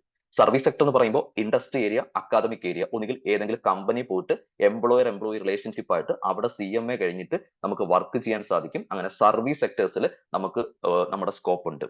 അതേപോലെ തന്നെ പ്രാക്ടീസിങ് ഏരിയാസിൽ നമുക്ക് ചെയ്യാൻ പറ്റും. നമുക്ക് കേരളത്തിൽ അല്ലെങ്കിൽ ഇന്ത്യയിൽ നമുക്ക് കുറച്ച് നിങ്ങൾക്ക് മെമ്പർഷിപ്പ് ഒക്കെ കിട്ടിക്കഴിഞ്ഞാൽ നമുക്ക് CMA വെച്ചിട്ട് പ്രാക്ടീസ് ചെയ്യാം. Income tax, GST, company work, എല്ലാ കാര്യങ്ങളും പ്രാക്ടീസിങ് ചെയ്യാൻ പറ്റും. അല്ലെങ്കിൽ പുതിയ സ്റ്റാർട്ടപ്പുകൾ എടുക്കാൻ പറ്റും. അതിൽ ഏറ്റവും പ്രധാനപ്പെട്ട ഒരു കാര്യം എനിക്ക് പറയാനുള്ളത്, ഈ CMA USA പാസ്സാകുന്നവർക്ക് ഇന്ത്യയിൽ പ്രാക്ടീസ് ചെയ്യാൻ പറ്റത്തില്ല. ഇന്ത്യയിൽ അവർക്ക് യാതൊരു തരത്തിലുള്ള ഓപ്പർച്യൂണിറ്റി ഇല്ല, എബ്രോഡേക്കാണ് പോകുന്നത്. ഇപ്പൊ ചില ആൾക്കാർക്ക് ഇങ്ങനെ ഒരു ഡൗട്ട് ഉണ്ട്, CMA എന്ന് പറയുമ്പോൾ ഇന്ത്യൻ CMA USA, അതിനൊരു കമ്പാരിസൺ ഉണ്ട്. അത് ഇത് കഴിഞ്ഞതിന് ശേഷം ഞാൻ അതിനെക്കുറിച്ചൊക്കെ സംസാരിക്കാം. അപ്പോൾ ഈ 3 തലങ്ങളിലാണ് പ്രധാനമായിട്ടും നമുക്ക് കരിയർ ഓപ്പർച്യൂണിറ്റി ഉള്ളത്. അതിൽ സർവീസ് സെക്ടേഴ്സിൽ ഒരു കമ്പനിയിൽ നമുക്ക് എംപ്ലോയി ആയിട്ട് നമുക്ക് വർക്ക് ചെയ്യാം, സാലറി ബേസിൽ വർക്ക് ചെയ്യാം, അല്ലെങ്കിൽ നമുക്ക് ഇവിടെ പ്രാക്ടീസ് ചെയ്യാം, അല്ലെങ്കിൽ പുതിയ പുതിയ സ്റ്റാർട്ടപ്പും കാര്യങ്ങളൊക്കെ ചെയ്യാം. മെയിനായിട്ട് നമ്മുടെ കരിയർ ആണ്, സിനിമയുടെ കരിയർ എങ്ങനെയൊക്കെ പോകുന്നു. സാധാരണ ഒരു 10 വർഷത്തിൽ താഴെ എക്സ്പീരിയൻസ് ഉള്ള ഒരു CMA കാരന്, ഇന്ത്യൻ CMA പാസ്സായവർക്ക് റിസ്ക് മാനേജറായിട്ട് കയറാം. ഫിനാൻഷ്യൽ അനലിസ്റ്റ്, ബാങ്കിലൊക്കെ ഏറ്റവും വലിയ പോസ്റ്റ് ആണ്, ദാറ്റ് ഈസ് ഫിനാൻഷ്യൽ അനലിസ്റ്റും ക്രെഡിറ്റ് അനലിസ്റ്റും. ഏറ്റവും പ്രധാനപ്പെട്ട 2 റോളാണ് ബാങ്കിങ് സെക്ടറിലുള്ളത്. അതേപോലെ ഇന്റേണൽ ഓഡിറ്റർ ആകാം, പ്രൊജക്ട് അക്കൗണ്ടന്റ് ആകാം, അതേപോലെ ഫിനാൻഷ്യൽ അക്കൗണ്ടിങ്, ഇങ്ങനെയുള്ള ഏരിയയിലൊക്കെ 10 വർഷത്തിൽ താഴെ എക്സ്പീരിയൻസ് ഉണ്ടെങ്കിൽ പറ്റും. 10 വർഷത്തിന് മുകളിൽ എക്സ്പീരിയൻസ് ഉണ്ടെങ്കിൽ നമുക്ക് ഫിനാൻസ് ഡിപ്പാർട്ട്മെന്റ് ഹെഡ് ആകാം, പല ഏരിയാസിലും സ്ട്രാറ്റജിക് ഹെഡ് ആവാം, അതേപോലെ കോസ്റ്റ് അഡ്വൈസർ ആകാം, ഫിനാൻഷ്യൽ കൺട്രോളർ ആകാം, അതേപോലെ തന്നെ പലതരത്തിലുള്ള നമുക്ക് പ്രൊഫസേഴ്സ് ആകാം, നമുക്ക് പല ഇൻസ്റ്റിറ്റ്യൂട്ടിലും പല യൂണിവേഴ്സിറ്റീസിലൊക്കെ പ്രൊഫസേഴ്സ് ആകാൻ പറ്റും. മോർ ദാൻ 20 ഇയേഴ്സ് എക്സ്പീരിയൻസ് ഉള്ള ഒരു CMA കാരന് ഒരു കമ്പനിയിലെ മാനേജിംഗ് ഡയറക്ടർ, CEO, CFO, അങ്ങനെ പല ലെവൽസിലും, അതേപോലെ ഡയറക്ടർ, പല വൈസ് പ്രസിഡന്റ് തലങ്ങളിലൊക്കെ നമുക്ക് വർക്ക് ചെയ്യാൻ പറ്റും. ഇങ്ങനെ നമ്മുടെ എക്സ്പീരിയൻസ് അനുസരിച്ചിട്ട് നമുക്ക് പുതിയ ഓരോ തലങ്ങളിലേക്ക് നമുക്ക് മൂവ് ചെയ്യാനായിട്ട് സാധിക്കും. നമ്മുടെ പ്രധാനപ്പെട്ട ജോബ് ഓപ്പർച്യൂണിറ്റി, നമുക്ക് മെയിനായിട്ട് ജോബ് ഉള്ള ഏരിയാസ് എന്ന് പറയുമ്പോൾ നമുക്ക് കോസ്റ്റ് ആൻഡ് മാനേജ്മെന്റ് അക്കൗണ്ടിങ് ആണ് നമ്മുടെ പ്രധാനപ്പെട്ട ഏരിയ. ചാർട്ടേഡ് അക്കൗണ്ട്സിയും കോസ്റ്റ് അക്കൗണ്ട്സിയും തമ്മിൽ വേർതിരിക്കുന്നതും ആ ഒരു എലമെന്റാണ്. ചാർട്ടേഡ് അക്കൗണ്ടന്റ് എന്ന് പറയുമ്പോൾ അവർ ഫിനാൻസ് മേഖലയിലാണ് ഫോക്കസ് ചെയ്യുക, നമ്മൾ നിൽക്കുന്നത് കോസ്റ്റിംഗ് മേഖലയിലാണ്. നിങ്ങൾക്കറിയാം, ഏതൊരു പ്രോഡക്റ്റ് മാർക്കറ്റ് ഇറക്കണമെങ്കിലും അവിടെ അതിന് കോസ്റ്റ് വേണം. കോസ്റ്റ് ഉണ്ടെങ്കിലേ ഫിനാൻസ് ഉള്ളൂ. CMA കാരനുണ്ടെങ്കിലേ അവിടെ ചാർട്ടേഡ് അക്കൗണ്ടന്റ് ഉള്ളൂ. അതാണ് ഏറ്റവും വലിയ പ്രത്യേകത. ദെൻ ഫിനാൻസ് അക്കൗണ്ട്സിലേക്ക് ചെയ്യാം, ടാക്സേഷൻ വർക്ക് ചെയ്യാം, ഇന്റേണൽ കൺട്രോൾ, അതേപോലെ internal auditing, cost audit, project management, പലതരത്തിലുള്ള അക്കാദമിക് ഏരിയ. ഇപ്പൊ ഞാൻ കഴിഞ്ഞ 14 വർഷം കൊണ്ട് ടീച്ചിങ് ഫീൽഡിൽ നിൽക്കുന്ന വ്യക്തിയാണ്, CMA ക്വാളിഫൈ ചെയ്ത് ടീച്ചിങ് ഫീൽഡിൽ നിൽക്കുന്ന വ്യക്തിയാണ്. അതിന്റെ കൂടെ എനിക്ക് പ്രാക്ടീസിംഗ് ഉണ്ട്, പ്രാക്ടീസിംഗ് ചെയ്യാൻ പറ്റും. ബാങ്കിങ് സെക്ടർ ഏറ്റവും നല്ല ഓപ്പർച്യൂണിറ്റി ഉള്ള ഒരു ഏരിയയാണ് ബാങ്കിങ് സെക്ടർ. CMAക്ക് മിക്കപ്പോഴും ഡയറക്റ്റ് എൻട്രി, അതായത് പ്രത്യേകിച്ച് ഒരു റിട്ടേൺ എക്സാം ഒന്നും ഇല്ലാതെ നമുക്ക് ഡയറക്റ്റ് ആയിട്ട് നമുക്ക് ജോലി ചെയ്യാൻ പറ്റും ഒരു ബാങ്കിങ് സെക്ടറിൽ. ഫിനാൻഷ്യൽ റിപ്പോർട്ടിംഗിൽ പെർഫോം ചെയ്യാം. അങ്ങനെ പലതരത്തിലുള്ള ജോബ് ഓപ്പർച്യൂണിറ്റി നമുക്കുണ്ട്. അതേപോലെ അഡ്മിനിസ്ട്രേഷൻ ഏരിയാസിലുണ്ട്. നമ്മൾ ഈ IAS IPS എന്നൊക്കെ പറയുന്ന പോലെ ഇന്ത്യൻ അഡ്മിനിസ്ട്രേഷൻ സർവീസിലേക്ക് നമുക്ക് എക്സാം എഴുതാം, ഇന്ത്യൻ റവന്യൂ സർവീസിലേക്ക് നമുക്ക് എക്സാം എഴുതാം, ഇന്ത്യൻ ഫോറിൻ സർവീസിലേക്ക് നമുക്ക് പോവാം. അങ്ങനെ പല ഏരിയാസിലേക്ക് നമുക്ക് കടന്നു ചെല്ലാനായിട്ട് നമുക്ക് സാധിക്കും, ആ ഒരു ഏരിയയിൽ പെർഫോം ചെയ്യാം. പിന്നെ നമുക്ക് പലതരത്തില് നമുക്ക് റെപ്രസെന്റേഷൻ വർക്ക് ഒക്കെ ചെയ്യാം. പലതരത്തില് നമ്മൾക്ക് ഏതെങ്കിലും ഒരു പേഴ്സണ് വേണ്ടിയിട്ട് നമുക്ക് ഇൻകം ടാക്സ് ഡിപ്പാർട്ട്മെന്റ് മുമ്പാകെ, GST ഡിപ്പാർട്ട്മെന്റ് മുമ്പാകെ ഒക്കെ നമുക്ക് ഹാജരായി നമുക്ക് അതിന്റെ കാര്യങ്ങളൊക്കെ ചെയ്യാം. പലതരത്തിലുള്ള സ്റ്റാറ്റ്യൂട്ടറി വർക്കും കാര്യങ്ങളും, അതേപോലെ തന്നെ പലതരത്തില് നമുക്ക് കോളേജ്, യൂണിവേഴ്സിറ്റി, ഇങ്ങനെയുള്ള സ്ഥലങ്ങളിലൊക്കെ നമുക്ക് പെർഫോം ചെയ്യാനായിട്ട് സാധിക്കും. ഒരു CMA കാരന്റെ ഏറ്റവും പ്രധാനപ്പെട്ട ഓപ്പർച്യൂണിറ്റി, അല്ലെങ്കിൽ CMA കാർക്ക് മാത്രം ചെയ്യാൻ പറ്റുന്ന, ഇന്ത്യൻ CMA കാർക്ക് മാത്രം ചെയ്യാൻ സാധിക്കുന്ന എന്തൊക്കെയാണെന്ന് ചോദിച്ചാൽ, കോസ്റ്റ് ഓഡിറ്റർ ആയിട്ട് ആക്ട് ചെയ്യാം. കോസ്റ്റ് ഓഡിറ്റർ ഇന്ത്യൻ CMA പാസ്സായ വ്യക്തിക്ക് മാത്രമേ കോസ്റ്റ് ഓഡിറ്റർ ആയിട്ട് ആക്ട് ചെയ്യാൻ പറ്റൂ, കോസ്റ്റ് ഓഡിറ്റർ ആയിട്ട് പെർഫോം ചെയ്യാം. അതേപോലെ ഇന്റേണൽ ഓഡിറ്റർ ആയിട്ട് ആക്ട് ചെയ്യാൻ സാധിക്കും. GSTക്കകത്ത് വാല്യുവേഷൻ ഓഡിറ്റ് കണ്ടക്ട് ചെയ്യുന്നത് അറ്റ് പ്രസന്റ് CMA കാരാണ്. ഇൻസോൾവൻസി പ്രൊഫഷൻ, രജിസ്റ്റേർഡ് വാല്യൂർ, അതേപോലെ തന്നെ ഇൻകം ടാക്സിനകത്ത് ഇൻവെന്ററി വാല്യുവേഷന് വേണ്ടി നമുക്ക് ചെയ്യാൻ പറ്റും.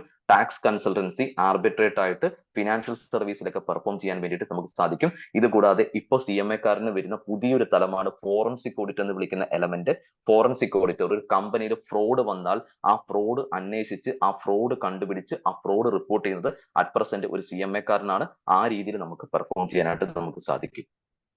ദെൻ പിന്നീട് CMAക്ക് ഒരുപാട് പ്രൊഫഷണൽ ഓപ്പർച്യൂണിറ്റീസ് ഉണ്ട്. ഇതെല്ലാം നിങ്ങളുടെ വെബ്സൈറ്റിൽ വളരെ വ്യക്തമായിട്ട് അവിടെ കോട്ട് ചെയ്തിട്ടുണ്ട്. ഞാൻ അതിങ്ങോട്ട് ജസ്റ്റ് ഒന്ന് കോപ്പി പേസ്റ്റ് ചെയ്തിരിക്കുന്നതാണ്. എല്ലാ കാര്യങ്ങളൊക്കെ പറഞ്ഞാൽ ഇപ്പൊ നിങ്ങൾക്ക് അത് മനസ്സിലാവത്തില്ല. ഇനി ഇത് വരുമ്പോഴത്തേക്കും നിങ്ങൾക്ക് ഇതിന്റെ കാര്യങ്ങളൊക്കെ മനസ്സിലാകും. അതിലേക്ക് പോകാം.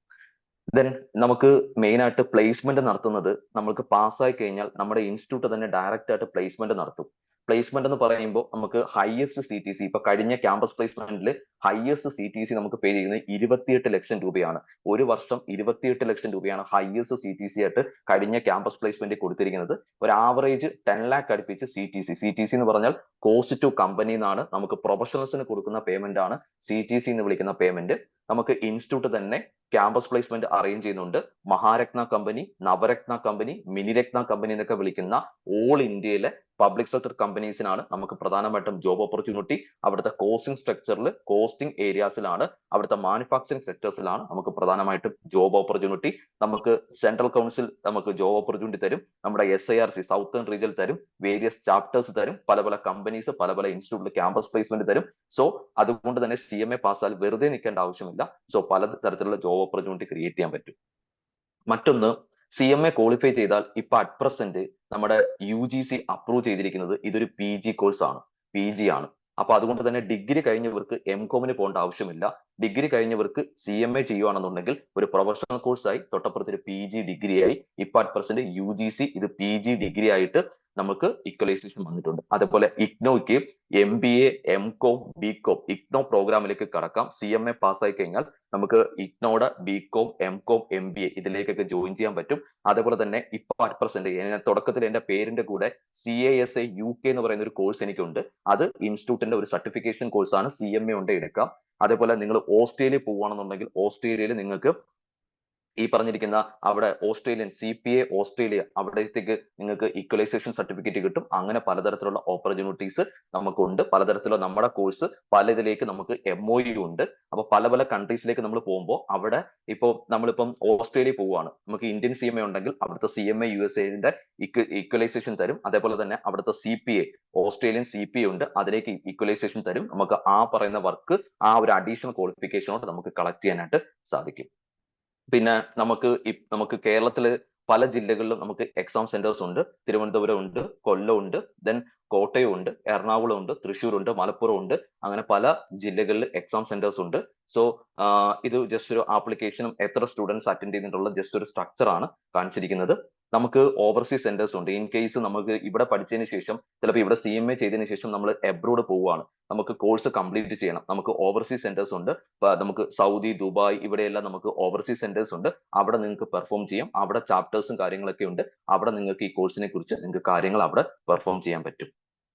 ദെൻ ഈ കോഴ്സിൽ മൊത്തത്തിലുള്ള നമ്മുടെ ഓൾ ഇന്ത്യയെ ഞാൻ തുടക്കത്തിലെ പറഞ്ഞു 4 റീജിയൻ ആയിട്ട് ഡിവൈഡ് ചെയ്തിട്ടുണ്ട്. Western, southern, eastern, northern. നമ്മൾ കിടക്കുന്നത് സൗത്തേൺ റീജിയൻ ആണ്. നമ്മൾ ചെന്നൈ ലെവലിലാണ് കിടക്കുന്നത്. സൗത്തേൺ ആണ് നമ്മുടെ SIRC ലെവൽ. അതിന്റെ അണ്ടറിൽ ചാപ്റ്റേഴ്സും കാര്യങ്ങളും ഒക്കെ ഈ ഒരു കോഴ്സുമായി ബന്ധപ്പെട്ട് ഉണ്ട്. ഇത്രയാണ് കോഴ്സിന്റെ ഒരു ഓവറോൾ ഒരു structure.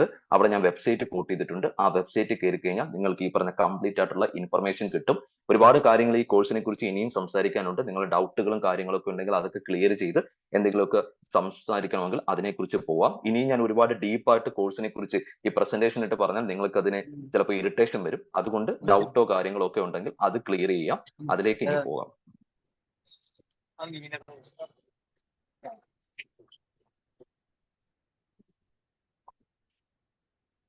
Hello Parvathi madam. Yes sir. ഇവർക്ക് എന്തെങ്കിലുമൊക്കെ ഡൗട്ടോ കാര്യങ്ങളോ ഉണ്ടെന്നുണ്ടെങ്കിൽ നമുക്കൊന്ന് ഷെയർ ചെയ്ത് അതൊന്ന് ക്ലിയർ ചെയ്താം. അതെ അതെ അങ്ങനെ എന്തെങ്കിലുമൊക്കെ ഉണ്ടെന്നുണ്ടെങ്കിൽ, കാരണം ഞാൻ ഒരുപാട് ഡീപ്പായിട്ട് പോയിട്ടും കാര്യമില്ല. അതെ. ഇപ്പൊ സ്റ്റുഡൻസ് സാർ ഇപ്പം ഒരു ഓവറോൾ റിവ്യൂ CMA എന്താണെന്നുള്ളത് വളരെ സ്ട്രക്ചേർഡ് ആയിട്ട് തന്നെ സാർ അത് എക്സ്പ്ലെയിൻ ചെയ്തിട്ടുണ്ട്. അപ്പൊ അതിന്മേൽ ഇനി എന്താണ് നിങ്ങൾക്ക് ചോദിക്കാനുള്ളതെന്നുണ്ടെങ്കിൽ അത് ഈ ടൈമിൽ യൂട്ടിലൈസ് ചെയ്യാവുന്നതാണ്. സാർ അത് വളരെ വ്യക്തമായി പറഞ്ഞു തരുന്നതായിരിക്കും.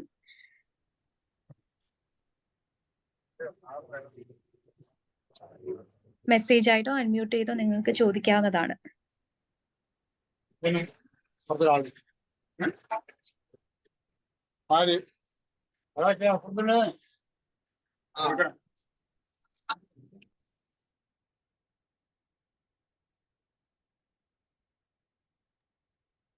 ഓക്കെ സർ, ഞാനൊരു സംശയം ചോദിച്ചോട്ടെ? കുട്ടികളെ റെപ്രസെന്റ് ചെയ്ത് പൊതുവെ എല്ലായിടത്തും എപ്പോഴും ചോദിക്കുന്ന ഒരു ഡൗട്ട് തന്നെയാണ്, എങ്കിലും പലതവണയും നമ്മൾ ആവർത്തിച്ച് പറയേണ്ടി വരുന്നുണ്ട് ഈ ഒരു കാര്യം. +2 കഴിഞ്ഞാണോ അല്ലെങ്കിൽ ഡിഗ്രി കഴിഞ്ഞാണോ റൈറ്റ് ടൈം CMA പഠിക്കാനായിട്ട്? ഞാന് ഡിഗ്രി കഴിഞ്ഞിട്ടാണ് ഞാൻ CMAയിലേക്ക് വന്നത്. ഡിഗ്രി കഴിഞ്ഞു ഞാൻ CMAയിലേക്ക് വന്നു. ദെൻ അതിനുശേഷം ഫസ്റ്റ് സയൻസിൽ ഞാൻ CMA ക്വാളിഫൈ ചെയ്തു. ഫൈനലും ഇന്റർമീഡിയറ്റും ഫൈനലും ക്വാളിഫൈ ചെയ്തു. പക്ഷെ 23ാമത്തെ വയസ്സിലാണ് ഞാൻ ക്വാളിഫൈ ചെയ്തത്. ക്വാളിഫൈ ചെയ്ത് കഴിഞ്ഞപ്പോൾ എനിക്ക് മനസ്സിലായി നേരത്തെ ആകണമായിരുന്നു. കാരണം ഇപ്പോൾ ഉള്ള കുട്ടികൾ ഇപ്പൊ 19ാമത്തെ വയസ്സിൽ, എന്റെ ഒരു കുട്ടി കഴിഞ്ഞ എക്സാമിന് 19ാമത്തെ വയസ്സിൽ CMA ക്വാളിഫൈ ചെയ്തു. ക്യാമ്പസ് പ്ലേസ്മെന്റ് SIRCയിലേക്ക് പോയി. ഒരു മഹാരത്ന കമ്പനിയിൽ ആ കുട്ടിക്ക് 19ാമത്തെ വയസ്സിൽ 18 ലക്ഷം രൂപ CTCയിൽ ആ കുട്ടിക്ക് ജോലി കിട്ടി. പെൺകുട്ടിയാണ്. കുട്ടിയുടെ പേര് നന്ദന ഇതെങ്ങനെ എന്നാണ്. തൃശ്ശൂരുള്ള ഒരു പെൺകുട്ടിയാണ്. അപ്പോ അങ്ങനെ ഒരു പെൺകുട്ടി ഈ പറഞ്ഞ 19ാമത്തെ വയസ്സിൽ CMA ക്വാളിഫൈ ചെയ്യുമ്പോൾ അതിന്റെ ലൈഫ് സെറ്റ് ആണ്. 19ാമത്തെ വയസ്സിൽ തന്നെ അതിന്റെ ലൈഫ് സെറ്റ് ആവുക എന്ന് പറയുന്നതാണ് ഏറ്റവും വലുത്. അപ്പൊ എത്രയെങ്കിലും പെട്ടെന്ന് നമ്മുടെ ലൈഫ് സെറ്റ് ചെയ്യാൻ പറ്റുമോ അതാണ് നമ്മൾ ബെറ്റർ ആയിട്ട് ചൂസ് ചെയ്യേണ്ടത്. അപ്പൊ അവിടെ +2 കഴിഞ്ഞിട്ട് നമുക്ക് ഈ കോഴ്സിന് വരുന്നതാണ് ഏറ്റവും നല്ലത്. +2 കഴിയുമ്പോൾ നമുക്ക് ആ ഒരു സ്ട്രക്ചറിലാണ് നിൽക്കുന്നത്, പഠിത്തത്തിന്റെ ഒരു സ്ട്രക്ചറിലാണ് നിൽക്കുന്നത്. ഡിഗ്രിയിലേക്ക് പോകുമ്പോൾ ഇപ്പൊ ഡിഗ്രി 4 ഇയേഴ്സ് ആണ് ഇപ്പൊ ഡിഗ്രി വരുന്ന കോഴ്സ്. അപ്പൊ ആ ഡിഗ്രിയിലേക്ക് പോകുമ്പോൾ 4 വർഷം നമ്മുടെ കയ്യിൽ നിന്ന് വെറുതെ പോവുക. പക്ഷെ CMAയിലേക്ക് വരുമ്പോൾ ഈ പറഞ്ഞിരിക്കുന്ന 4 വർഷം കൊണ്ട് അല്ലെങ്കിൽ 3 വർഷം കൊണ്ട് നമുക്ക് CMA ക്വാളിഫൈ ചെയ്യാം. അതിന്റെ കൂടെ ഒരു ഡിഗ്രിയും കൂടെ നമുക്ക് കൂടാം. നമ്മൾ സാധാരണ പറയാം, മലയാളത്തിൽ പറയുമ്പോൾ ഒരു വെടിക്ക് 2 പക്ഷി എന്ന് പറയും. അപ്പൊ അതുകൊണ്ട് എന്റെ ഒരു അഭിപ്രായത്തിൽ ഏറ്റവും നല്ലത് +2 കഴിഞ്ഞിട്ട് ഈ ഒരു കോഴ്സിന് വരുന്നത്. എത്രയും പെട്ടെന്ന് ലൈഫ് സെറ്റ് ചെയ്യാൻ പറ്റുക, എത്രയും പെട്ടെന്ന് ഒരു പ്ലേസ്മെന്റ് എടുക്കുക, അതാണ് ഏറ്റവും നല്ലത്. Comparison of CMA India and CMA USA. Okay, നമുക്ക് ഈ CMA ഇന്ത്യ ഞാൻ അതിന്റെ ഒറിജിൻ ഒക്കെ ഞാൻ കാണിച്ചു. ആ ഒറിജിൻ എന്ന് പറയുമ്പോൾ 1959 തൊട്ടാണ് ഇന്ത്യയിൽ CMA എന്ന് പറയുന്ന കോഴ്സ് പാർലമെന്റിൽ ആക്ട് ഫോം ചെയ്ത് ഈ ഒരു കോഴ്സ് ഇൻട്രൊഡ്യൂസ് ചെയ്തത്. ദെൻ CMA USA എന്ന് പറയുന്ന കോഴ്സ് നമുക്ക് പണ്ട് തൊട്ടേ മാർക്കറ്റിലുണ്ട്. ഏകദേശം ഒരു 5-6 വർഷം കൊണ്ട് CMA USA മാർക്കറ്റിലുണ്ട്. പക്ഷെ ഇപ്പൊ റീസെന്റ് ആയിട്ട് കോവിഡ് കഴിഞ്ഞതിന് ശേഷമാണ് ഈ CMA USA പല ഇൻസ്റ്റിറ്റ്യൂട്ടുകളും പ്രൊജക്ട് ചെയ്ത് കാണിക്കുന്നത്. CMA USA പാസ്സായവർക്ക് ഇന്ത്യയിൽ ഗവൺമെന്റ് അപ്രൂവ്ഡ് ജോബ് ഇല്ല. മെയിൻ ആയിട്ട് ഇൻഫോ പാർക്ക്, ടെക്നോ പാർക്ക് അറിയാം. തിരുവനന്തപുരത്ത് ടെക്നോ പാർക്ക്, അതേപോലെ തന്നെ എറണാകുളത്ത് ഇൻഫോ പാർക്ക്, IT സെക്ടേഴ്സിൽ ആണ് മെയിൻ ആയിട്ട്. അവിടെ നമുക്ക് ഈ പറഞ്ഞ ഇൻഫോ പാർക്കിൽ, ടെക്നോ പാർക്കിലൊക്കെ നമുക്കറിയാം ഈ റെസിപ്റ്റ് ആൻഡ് പേയ്മെന്റ് ഒക്കെ അടിക്കുന്ന പരിപാടിയാണ്. അങ്ങനെയുള്ള ഏരിയാസിലാണ് CMA USAക്ക് മെയിൻ ആയിട്ട് ഓപ്പർച്യൂണിറ്റീസ് ഉള്ളത്. അവർക്ക് ഇന്ത്യയിൽ കോസ്റ്റ് ഓഡിറ്റ് ചെയ്യാൻ പറ്റത്തില്ല. കോസ്റ്റിങ്ങിന്റെ ഒരു കാര്യങ്ങളും ഇന്ത്യയിൽ ചെയ്യാൻ പറ്റത്തില്ല. ഇന്ത്യയിൽ PSC അപ്രൂവ് ചെയ്തിട്ടില്ല, ഇന്ത്യയിൽ UPSC അപ്രൂവ് ചെയ്തിട്ടില്ല, ministry of corporate affairs approve ചെയ്തിട്ടില്ല. ജോബ് ഓപ്പർച്യൂണിറ്റി എബ്രോഡ് ആണ്. എന്റെ ഒരു ഫ്രണ്ട് ഉണ്ട്, 12,000 രൂപയ്ക്ക് എറണാകുളത്ത് EXL എന്ന് പറയുന്ന ഒരു കമ്പനിക്ക് 12,000 രൂപയ്ക്ക് വർക്ക് ചെയ്യുന്നുണ്ട്. എല്ലാം പിടുത്തവും പോയിട്ട് 12,000 രൂപയെ കൈ കിട്ടുന്ന CMA USA. CMA USA കുറിച്ച് ഞാൻ താഴ്ത്തി കെട്ടി എന്നല്ല പറയുന്നത്, നല്ല കോഴ്സാണ്. പക്ഷേ CMA USA പഠിച്ച് നല്ല രീതിയിൽ പെർഫോം ചെയ്യാൻ പറ്റും. എബ്രോഡ് ആണ് ഏറ്റവും കൂടുതൽ ഓപ്പർച്യൂണിറ്റി. CMA USAക്ക് ഏറ്റവും കൂടുതൽ വേണ്ടത് കമ്മ്യൂണിക്കേഷൻ സ്കില്ല്, ലാംഗ്വേജ്, ഈ രണ്ടും പക്ക അറിയാമെങ്കിൽ എബ്രോഡ് പല പല കമ്പനീസിൽ CMA USA ഇപ്പൊ അറ്റ് പ്രസന്റ് ജോബ് ഓപ്പർച്യൂണിറ്റി ഉണ്ട്. പക്ഷെ ഇന്ത്യയിൽ ഇതൊരു ലിമിറ്റിംഗ് ആണ്. അതാണ് പറയാനുള്ളത്.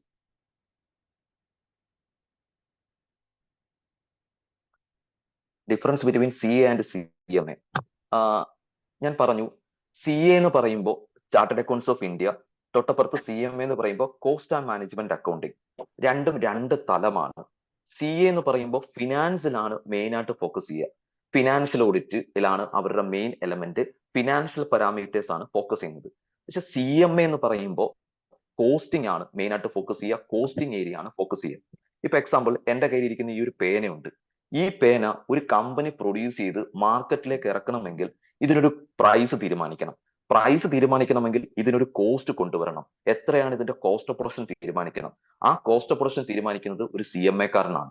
ഒരു CMA കാരനാണ് കോസ്റ്റിംഗിന്റെ സ്ട്രക്ചർ തീരുമാനിക്കുന്നത്, MRP തിരിക്കുന്നത്, സെല്ലിംഗ് പ്രൈസ് തീരുമാനിക്കുന്നത്, എങ്ങനെയാണ് പ്രൊഡക്ഷൻ നടക്കേണ്ടത് എന്ന് സെറ്റ് ചെയ്യുന്നതും, എങ്ങനെയാണ് ഒരു പ്രോഡക്റ്റ് പ്രൊഡ്യൂസ് ചെയ്യേണ്ടത് അതിന്റെ പ്രോഡക്റ്റ് മിക്സ് സഹിതം ഡിസൈഡ് ചെയ്യുന്നത് CMA കാരനാണ്. അപ്പോ CMAക്ക് കോസ്റ്റിംഗുമായി ബന്ധപ്പെട്ട ഏരിയ ആണ്. CAക്ക് ഫിനാൻസിന്റെ ഏരിയാസിലാണ് നമ്മൾ പറയും സാറിന് ബാലൻസ് ഷീറ്റ്, P&L, ഈ എലമെന്റ്സിലേക്കാണ്, ഫിനാൻഷ്യൽ ഓഡിറ്റിലേക്കാണ് അവർ ഫോക്കസ് ചെയ്യുന്നത്. പിന്നെ മെയിൻ ആയിട്ട് ടാക്സ് ഓഡിറ്റ് എന്ന് പറയുന്ന എലമെന്റ്, അതേപോലെ ഫിനാൻഷ്യൽ പാരാമീറ്റേഴ്സിലാണ് അവരുടെ മെയിൻ റോൾ. ഞങ്ങളുടെ റോള് ദാറ്റ് ഈസ് കോസ്റ്റിംഗ് ഏരിയാസിലാണ് ഞങ്ങളുടെ റോള്. അപ്പൊ അതിന് രണ്ട് പ്രത്യേക തലമാണ് രണ്ടും. ഏതാണ് ബെറ്റർ എന്ന് ചോദിച്ചു കഴിഞ്ഞാൽ നമുക്ക് ഏറ്റവും ബെറ്റർ എന്ന് പറയുമ്പോൾ രണ്ടും ബെറ്റർ ആണ്. CAയും ബെറ്റർ ആണ്, CMAയും ബെറ്റർ ആണ്. രണ്ടും ഒന്നിനു മുകളിൽ ഒന്നൊന്ന് ബെറ്റർ ആണെന്ന് എനിക്ക് പറയാൻ പറ്റൂ. അല്ലാതെ CA ആണ് അല്ലെങ്കിൽ CMA ബെറ്റർ അല്ല എന്ന് എനിക്ക് ഒരിക്കലും പറയാൻ പറ്റത്തില്ല. ആ ഒരു രീതി. ഇന്റർമീഡിയറ്റ് പഠിക്കാൻ സിമ്പിൾ ആണോ? നമുക്ക് ഏതൊരു കോഴ്സും നമുക്ക് സിമ്പിൾ ആണ്. ഏതൊരു കോഴ്സും പഠിക്കാൻ നമുക്ക് സിമ്പിൾ ആണ്. പക്ഷെ നമ്മൾ വിചാരിക്കണം, നമ്മളൊരു കോഴ്സിന് ജോയിൻ ചെയ്ത് ആ കോഴ്സിനെ കുറിച്ച് കാര്യങ്ങളൊക്കെ അറിഞ്ഞതിന് ശേഷം നമുക്ക് അത് പഠിച്ചെടുക്കാൻ പറ്റും. ഒന്നും നമുക്ക് പ്രശ്നമില്ല. ഇപ്പൊ നിങ്ങൾ ഇപ്പൊ കേട്ടുകൊണ്ടിരിക്കുന്ന ഈ 65 പേരുടെ ശരീരത്തോടുന്ന ഈ അതേ ബ്ലഡ് ആണ് എന്റെ ശരീരത്തോടുന്നത്. ബി പോസിറ്റീവ് എന്ന് മാത്രമേ ആ ബ്ലഡ് ഗ്രൂപ്പിന് വ്യത്യാസമുള്ളൂ. അപ്പൊ അതുകൊണ്ട് തന്നെ ഈ കോഴ്സ് പാസ്സാകാതിരിക്കാനൊന്നും ബുദ്ധിമുട്ടില്ല. പാസ്സാകാൻ പറ്റും. നല്ല രീതിയിൽ നമുക്ക് പെർഫോം ചെയ്താൽ, പഠിച്ചാൽ നമുക്ക് ഈ കോഴ്സ് വിൻ ചെയ്യാനായിട്ട് സാധിക്കും. നമ്മൾ ഓരോന്നിനെയും പേടിച്ച് പാടാണെന്ന് പറഞ്ഞ് പേടിച്ച് ഓടുന്നതിന് പകരം ആ കോഴ്സ് നല്ല രീതിയിൽ കണ്ട് പെർഫോം ചെയ്തു കഴിഞ്ഞാൽ അത് ബെറ്റർ ആയിട്ട് ചെയ്യാൻ പറ്റും. CMA ഇന്ത്യ എബ്രോഡ് എവിടെയൊക്കെയാണ് സർ ചാൻസ് ഉള്ളത്? CMA ഇന്ത്യക്ക് നമുക്ക് പല കൺട്രീസിൽ നമുക്ക് ഓപ്പർച്യൂണിറ്റീസ് ഉണ്ട്. ഞാൻ പറഞ്ഞില്ലേ, നിങ്ങൾ ഇന്ത്യൻ CMA പാസ്സായിട്ട് ഓസ്ട്രേലിയയിൽ പോവാണ്. അപ്പൊ ഓസ്ട്രേലിയൻ CPA എന്ന് പറയുന്ന കോഴ്സ് ഉണ്ട്. CPA എന്ന് പറയുന്ന കോഴ്സ് ഉണ്ട്. ആ CPA നിങ്ങൾ എക്സാം എഴുതണ്ട. പകരം ഇവിടുത്തെ ഇന്ത്യൻ CMA പാസ്സായി അതിന്റെ സർട്ടിഫിക്കേഷൻ കൊടുത്തു കഴിഞ്ഞാൽ നിങ്ങൾക്ക് ഓസ്ട്രേലിയൻ CPA തരും. ഓസ്ട്രേലിയ വർക്ക് ചെയ്യാം. ഇപ്പൊ കാനഡയിൽ പോവുക. കാനഡയിൽ പോകുമ്പോൾ അവിടെ ഇന്ത്യൻ CMA വെച്ച് കാനഡയിൽ വർക്ക് ചെയ്യാം. എന്റെ ഏറ്റവും വലിയ ബെസ്റ്റ് ഫ്രണ്ട് പ്രവീൺ അവിടെ ഒരു ഇൻഷുറൻസ് കമ്പനിയിലെ ടോപ്പ് ലെവൽ എക്സിക്യൂട്ടീവ്സ് ആയിട്ട് ഇരിപ്പുണ്ട്. അപ്പൊ ആ രീതിയിൽ നിങ്ങൾക്ക് കാനഡയിൽ പോകുമ്പോൾ പെർഫോം ചെയ്യാം. ഇനി അവിടെ നിങ്ങൾക്ക് CMA അല്ലെന്നുണ്ടെങ്കിൽ നിങ്ങൾക്ക് CMA USA സർട്ടിഫിക്കേഷൻ എടുക്കാം. അതാണ് ഈ കോഴ്സിന്റെ പ്രത്യേകത. ഇന്ത്യൻ CMA പാസ്സായിട്ട് എബ്രോഡ് പോകുമ്പോൾ CMA USA എഴുതണ്ട. പകരം നമുക്ക് അതിന്റെ ഇക്വലന്റ് സർട്ടിഫിക്കേഷൻ നമുക്ക് തരും. പിന്നെ ഖത്തർ പെട്രോളിയത്തില് CMA എടുക്കുന്നുണ്ട്. ദുബായ്, സൗദി രാജ്യങ്ങളൊക്കെ ഈ CMA ഒരുപാട് പേര്. ഞാനിപ്പം നിൽക്കുന്നത് മലപ്പുറത്ത് വളാഞ്ചേരി എന്ന് പറയുന്ന ഒരു സ്ഥലത്താണ്. ഞാനിപ്പോ ക്ലാസ് എടുക്കാൻ വന്നിട്ട് ഞാൻ ഇവിടെ ഫ്ലാറ്റിലാണ് ഞാൻ നിൽക്കുന്നത്. ഇപ്പൊ ഇവിടെ ഉള്ള മലബാർ സൈഡിലെ കുട്ടികളെല്ലാം നേരെ ഗൾഫ് കൺട്രീസ് ആണ്. അവർക്ക് ഇവിടെ വേണ്ട. അവർക്കിവിടെ ബാങ്കിങ് സെക്ടർ വേണ്ട. അവർക്ക് ബാങ്കിങ് സെക്ടർ ഹറാമായതുകൊണ്ട് തന്നെ അവർക്ക് ബാങ്കിങ് സെക്ടർ വേണ്ട. അവർ ഓട്ടോമാറ്റിക്കായി തന്നെ എബ്രോഡേക്ക് പോവാണ്. എബ്രോഡ് ആണ് അവർ മെയിൻ ആയിട്ട് ചൂസ് ചെയ്യുന്നത്. അതുകൊണ്ട് എബ്രോഡ് ഓപ്പർച്യൂണിറ്റി ഉണ്ട്. CMA പഠിക്കുന്നതിന്റെ കൂട്ടത്തിൽ തന്നെ ഞാൻ പറഞ്ഞില്ലേ, നമുക്ക് ഡിഗ്രി നമുക്ക് ചെയ്യാം. ഇപ്പൊ +2 കഴിഞ്ഞ ഒരു കുട്ടിയാണെങ്കിൽ നമുക്ക് ഡിഗ്രി ഇതിന്റെ കൂടെ കൊണ്ടുപോകാം. പ്രത്യേകിച്ച് അഡീഷണൽ ആയിട്ട് ഒന്നും പഠിക്കേണ്ട. 8 ഇന്റർമീഡിയറ്റിന്റെ 8 പേർപ്പസ് പഠിക്കുന്നുണ്ട്. ആ 8 പേർപ്പസ് നിങ്ങൾക്ക് ഈ പറഞ്ഞിരിക്കുന്ന ഡിഗ്രിയുടെ പേർപ്പസിനെ ആൾക്ക് ഇക്വലന്റ് ആണ്. അതുകൊണ്ട് അഡീഷണൽ ആയിട്ട് അത് പഠിക്കേണ്ട കാര്യമില്ല. അത് വെച്ച് നിങ്ങൾക്ക് സെറ്റ് ചെയ്യാം. പിന്നെ ഇതിന്റെ കൂടെ അഡീഷണൽ ആയിട്ട് കോഴ്സ് കൊണ്ടുപോകാം. ഞാൻ പറഞ്ഞില്ലേ, ഇപ്പം എനിക്ക് MPhil ഉണ്ട്. എനിക്ക് ഞാൻ CMA കഴിഞ്ഞതിന് ശേഷം ഞാൻ MPhilന് പോയി, ഞാൻ PhDക്ക് പോയി. ഞാൻ ഇതെല്ലാം ഇതിന്റെ സൈഡിൽ കൂടെ കൊണ്ടുപോയ കോഴ്സാ. അവിടെ നിങ്ങൾക്ക് MCOM എടുക്കാം. അപ്പൊ BCom കഴിഞ്ഞ വ്യക്തിയാണെങ്കിൽ CMAയുടെ കൂടെ തന്നെ നിങ്ങൾക്ക് MCOM എടുക്കാനായിട്ട് സാധിക്കും. അതുകൊണ്ട് വേറൊരു കോഴ്സ് വേണമെങ്കിൽ ഇതിന്റെ കൂടെ തന്നെ CA നിങ്ങൾക്ക് കൊണ്ടുപോകാം. No issues.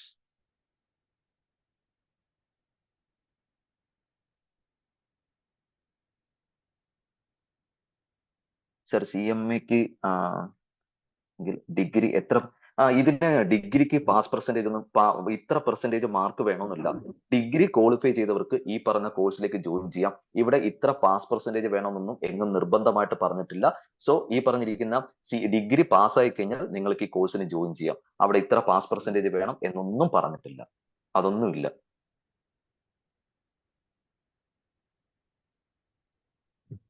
CMA ആണോ CA ആണോ ബെറ്റർ? ജോബ് ഓപ്പർച്യൂണിറ്റി ഞാൻ പറഞ്ഞില്ലേ, ഒരുപാട് സ്ഥലങ്ങളിൽ ജോബ് ഓപ്പർച്യൂണിറ്റി ഉണ്ട്. നമുക്ക് കേരളത്തിലും ഇന്ത്യയിലും അതേപോലെ തന്നെ എബ്രോഡ് പോയി കഴിഞ്ഞാലും ജോബ് ഓപ്പർച്യൂണിറ്റി ഉണ്ട്. ജോബ് ഓപ്പർച്യൂണിറ്റി ഒന്നും ഒരു വിഷയമില്ല.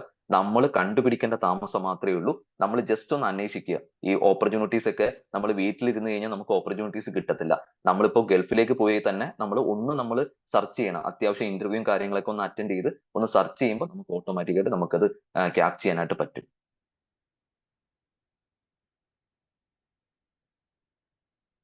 CA or CMA better? ഞാൻ പറഞ്ഞില്ലേ, രണ്ടും രണ്ട് തലമാണ്. അതാണ് ഞാൻ പറഞ്ഞത്.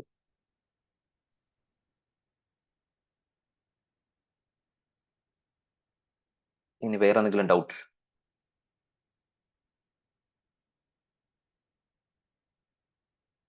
പിന്നെ ചില കുട്ടികൾ ACC എന്ന് പറയുന്ന കോഴ്സിലേക്ക് ചാടി വീഴുന്നുണ്ട്.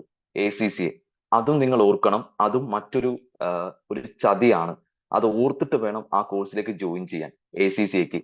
കാരണം ACCAയും ഇതേപോലെ തന്നെ ഒരു ന്യൂജൻ കോഴ്സാണ്. ന്യൂജൻ കോഴ്സ് ആയതുകൊണ്ട് തന്നെ ACCAയും ഇപ്പൊ അറ്റ് പ്രസന്റ് മാനുഫാക്ചറിങ് കമ്പനീസിനൊന്നും ACCAക്ക് ജോബ് ഓപ്പർച്യൂണിറ്റി ഇല്ല. മെയിൻ ആയിട്ട് ഫിനാൻഷ്യൽ അനലിസ്റ്റ് ഏരിയയിലാണ് ACC എന്ന് പറയുന്ന കോഴ്സ് പോകുന്നത്. അതുകൊണ്ട് ACCA, CMA USA ഇത് രണ്ടും ന്യൂജൻ കോഴ്സ്, എബ്രോഡ് കോഴ്സ് ആണ്. സെലക്ട് ചെയ്ത് നമ്മൾ ചെയ്യുമ്പോൾ കരിയർ ഓപ്പർച്യൂണിറ്റിയും അതേപോലെ തന്നെ കാര്യങ്ങൾ നോക്കിയിട്ട് വേണം ചെയ്യാൻ. CMAയുടെ കൂടെ ഡിഗ്രി ഇല്ലെങ്കിൽ ജോബ് ഓപ്പർച്യൂണിറ്റി കുറയുമോ? അങ്ങനൊന്നുമില്ല. കാരണം ഡിഗ്രി എടുക്കുന്നത് നല്ലതാണ്. CMAയുടെ കൂടെ തന്നെ ഡിഗ്രിയും കൂടെ ഉണ്ടെന്നുണ്ടെങ്കിൽ അത്രയും നല്ലതാണ്. കാരണം നമുക്ക് ഒരു സ്ഥലത്ത് നമ്മൾ ജോലിക്ക് ചെന്നിരുന്നാൽ CMA മാത്രമേ ഉള്ളൂ. അഡീഷണൽ ഡിഗ്രി ക്വാളിഫിക്കേഷൻ വന്നു, പ്രൊമോഷൻ കൂടും. അഡീഷണൽ ക്വാളിറ്റി വരുന്നതനുസരിച്ച്, ക്വാളിഫിക്കേഷൻ വരുന്നതനുസരിച്ച് പ്രൊമോഷൻ കൂടും, സാലറി കൂടും, സാലറിയിൽ ഹൈക്ക് വരും. അതാണ് സാലറി ഓപ്ഷൻ. സാലറി ഓപ്ഷൻ എങ്ങനെയാണ് സർ? CMAക്ക് സാലറി ഓപ്ഷൻ എന്ന് പറയുമ്പോൾ ഞാൻ പറഞ്ഞില്ലേ, നമുക്കിപ്പോ കേരളത്തിൽ ഇപ്പൊ നമുക്ക് പലതരത്തിലുള്ള പബ്ലിക് സെക്ടർ അണ്ടർടേക്കിംഗ് ഉണ്ട്, പൊതുമേഖലാ സ്ഥാപനങ്ങളുണ്ട്. ആ പൊതുമേഖലാ സ്ഥാപനങ്ങളിലൊക്കെ ഇപ്പൊ നമുക്ക് കോൺട്രാക്ട് ബേസിൽ തന്നെ വിളിക്കുമ്പോൾ, അതായത് കോൺട്രാക്ട് ബേസിൽ നിങ്ങൾക്ക് അറിയാം, അവിടെ പെർമനന്റ് അല്ല, ESI ഇല്ല, PF ഇല്ല, ആനുകൂല്യമില്ല. കോൺട്രാക്ട് ബേസിൽ വിളിക്കുമ്പോൾ തന്നെ ഏകദേശം മിനിമം 50,000 രൂപ മിനിമം സാലറി അവിടെ ഉണ്ട്. മിനിമം 50,000 സാലറി അവിടെ കിട്ടാറുണ്ട്. നിങ്ങൾ ഇൻഫോ പാർക്ക്, ടെക്നോ പാർക്കിലൊക്കെ നിങ്ങൾക്ക് ജോബ് ഓപ്പർച്യൂണിറ്റി ഉണ്ട്. അതേപോലെ തന്നെ നമുക്ക് പല രീതിയിൽ ഇപ്പം CMA പാസ്സായ ഒരു വ്യക്തിക്ക് UGC നെറ്റിന്റെ എക്സാം എഴുതാം. അത് മറ്റൊരു തലമാണ്. ഇപ്പൊ നിങ്ങൾക്ക് അറിയാം, കേരളത്തിലല്ല, UGCയുടെ നോംസ് അനുസരിച്ച് PhD ചെയ്യണമെങ്കിൽ നെറ്റ് വേണം. ഇത്രയും നാളെ എൻട്രൻസ് എഴുതി ചെയ്യാമായിരുന്നു, പക്ഷേ നെറ്റ് വേണം. നെറ്റ് എഴുതാൻ CMA ഉണ്ടെങ്കിൽ നെറ്റ് എഴുതാൻ പറ്റും. ഇപ്പോ ഡിഗ്രി കഴിഞ്ഞൊരു കുട്ടിയാണെങ്കിൽ MCOMന് പോയാലേ നെറ്റ് എഴുതാൻ പറ്റൂ. MCOM പാസ്സായാലേ, അല്ലെങ്കിൽ MCOMന് എൻട്രി ചെയ്തെങ്കിലേ നെറ്റ് എഴുതാൻ പറ്റൂ. CMA ക്വാളിഫൈ ചെയ്താൽ നെറ്റ് എഴുതാം. ഒരു കോളേജിൽ അസിസ്റ്റന്റ് പ്രൊഫസറായിട്ട് ജോയിൻ ചെയ്യാൻ സാധിക്കും. പിന്നെ എന്നെ പോലെ ഈ പറഞ്ഞിരിക്കുന്ന പല ഇൻസ്റ്റിറ്റ്യൂട്ടുകളിൽ പഠിപ്പിക്കാൻ പറ്റും CMA കഴിഞ്ഞാൽ. അപ്പം പിന്നെ ഈ പറഞ്ഞിരിക്കുന്ന സാലറി എന്ന് പറഞ്ഞാൽ നമ്മുടെ ക്വാളിറ്റിക്ക് അനുസരിച്ച്, നമ്മുടെ നോളജിനനുസരിച്ച് സാലറി കൂടിക്കൊണ്ടേയിരിക്കും. ഇപ്പൊ ബേസിക് ആയിട്ട് ഞാൻ പറഞ്ഞില്ലേ, ഒരു 35-50 റേഞ്ച് ഒക്കെ ഏറ്റവും കുറഞ്ഞത് നമുക്ക് കിട്ടാറുണ്ട്. CMA ഞാൻ പറഞ്ഞില്ലേ, CMA പഠിക്കാനൊന്നും വലിയ ടഫോ കാര്യങ്ങളോ ഇല്ല. നമ്മൾ ഏതൊരു കോഴ്സും, ഇപ്പൊ നിങ്ങളിപ്പം ഡിഗ്രി കഴിഞ്ഞ കുട്ടികൾ കാണും, +2 കഴിഞ്ഞ കുട്ടികൾ കാണും. +2ന് കയറുന്നതിന് മുമ്പ് നിങ്ങൾ ഓരോ ഇപ്പൊ സയൻസ്, കൊമേഴ്സ് ഒക്കെ എടുക്കുമ്പോൾ ഓരോരുത്തർ പറയും അത് ടഫാണോ, ഇത് ടഫാണോ. നമ്മൾ ടഫാണെന്ന് പറഞ്ഞ് വീട്ടിൽ ഇരുന്നിട്ട് കാര്യമില്ല. നമ്മളൊരു കോഴ്സിന് ഇറങ്ങുമ്പോൾ അത് പഠിക്കണം. അത് പഠിച്ചു കഴിഞ്ഞാൽ നമുക്ക് സെറ്റ് ആക്കാൻ പറ്റും. അത് ടഫാണെന്ന് പറഞ്ഞ് നമ്മൾ ഇരുന്നിട്ട് യാതൊരു കാര്യമില്ല. ടഫ് എന്ന് പറഞ്ഞാൽ നമ്മൾ പെർഫോം ചെയ്യുന്ന രീതി അനുസരിച്ചിരിക്കും. ടഫൊക്കെ നമുക്ക് സിമ്പിൾ ആക്കാൻ സാധിക്കും. അതുകൊണ്ട് ടഫ് ആണെന്ന് ഒരിക്കലും പറയാൻ പറ്റത്തില്ല. സോ ഏത് കോഴ്സിനും അതിൻ്റെതായിട്ടുള്ള പ്രശ്നങ്ങളും ഡിഫിക്കൽട്ടീസും ഒക്കെ ഉണ്ട്. അപ്പൊ ഒരിക്കലും ടഫ് ആണെന്ന് എനിക്ക് പറയാൻ പറ്റത്തില്ല. സർ, അതുപോലെ ഒരു ചോദ്യമാണ്, ഇപ്പൊ ബോത്ത് ഇന്റർമീഡിയറ്റ് കംപ്ലീറ്റ് ചെയ്ത് കഴിഞ്ഞാൽ ഫൈനലിലേക്ക് ഇറങ്ങുന്നതിന് മുമ്പായിട്ട് തന്നെ അവർക്ക് ജോബ് പ്ലേസ്മെന്റ്സ് കാര്യങ്ങൾ കിട്ടി തുടങ്ങുമോ? നമുക്ക് സാധാരണ ഇന്റർമീഡിയറ്റ് കഴിയുന്ന കുട്ടിയെ നമ്മൾ പറയാറുണ്ട് ഫൈനലും കൂടെ ക്വാളിഫൈ ചെയ്യണം. കാരണം ഇന്റർമീഡിയറ്റ് കഴിഞ്ഞ് നമ്മളൊരു ജോബിന് പോയി കുറെ നാൾ, ഒരു 5-6 വർഷത്തെ ഗ്യാപ്പ് കിട്ടിയതിന് ശേഷമായിരിക്കും നമ്മൾ വിചാരിക്കുന്നത് അയ്യോ ഫൈനൽ ചെയ്യണമായിരുന്നു എന്ന് അത് തോന്നും. അപ്പോൾ ആ ഒരു ഗ്യാപ്പ് വരുമ്പോൾ ഏറ്റവും വലിയ പ്രശ്നമാണ്. അപ്പൊ നമ്മൾ സാധാരണ എല്ലാ കുട്ടികളോടും ഇന്റർമീഡിയറ്റ് കഴിഞ്ഞ് ഫൈനൽ ചെയ്തിട്ട് നിങ്ങളുടെ ഒരു പ്രൊഫഷണൽ ക്വാളിഫിക്കേഷൻ അക്വയർ ചെയ്തിട്ട് നിങ്ങൾ ബാക്കി ജോബിനും കാര്യങ്ങളൊക്കെ പോകാനായിട്ട് നമ്മൾ അവരോട് പറയുന്നുണ്ട്.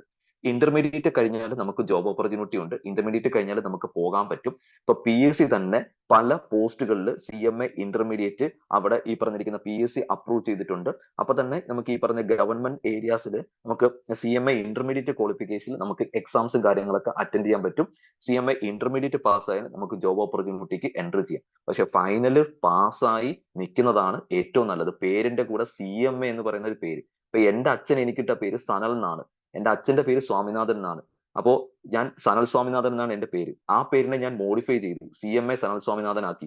അതിന്റെ കൂടെ ഞാൻ ഡോക്ടർ സനൽ സ്വാമിനാഥൻ ആക്കി, ഡോക്ടർ CMA സനൽ സ്വാമിനാഥൻ ആക്കി. അപ്പൊ ആ പേര് മോഡിഫൈ ചെയ്യുക, അതല്ലേ വേണ്ടത്. അതാണ്.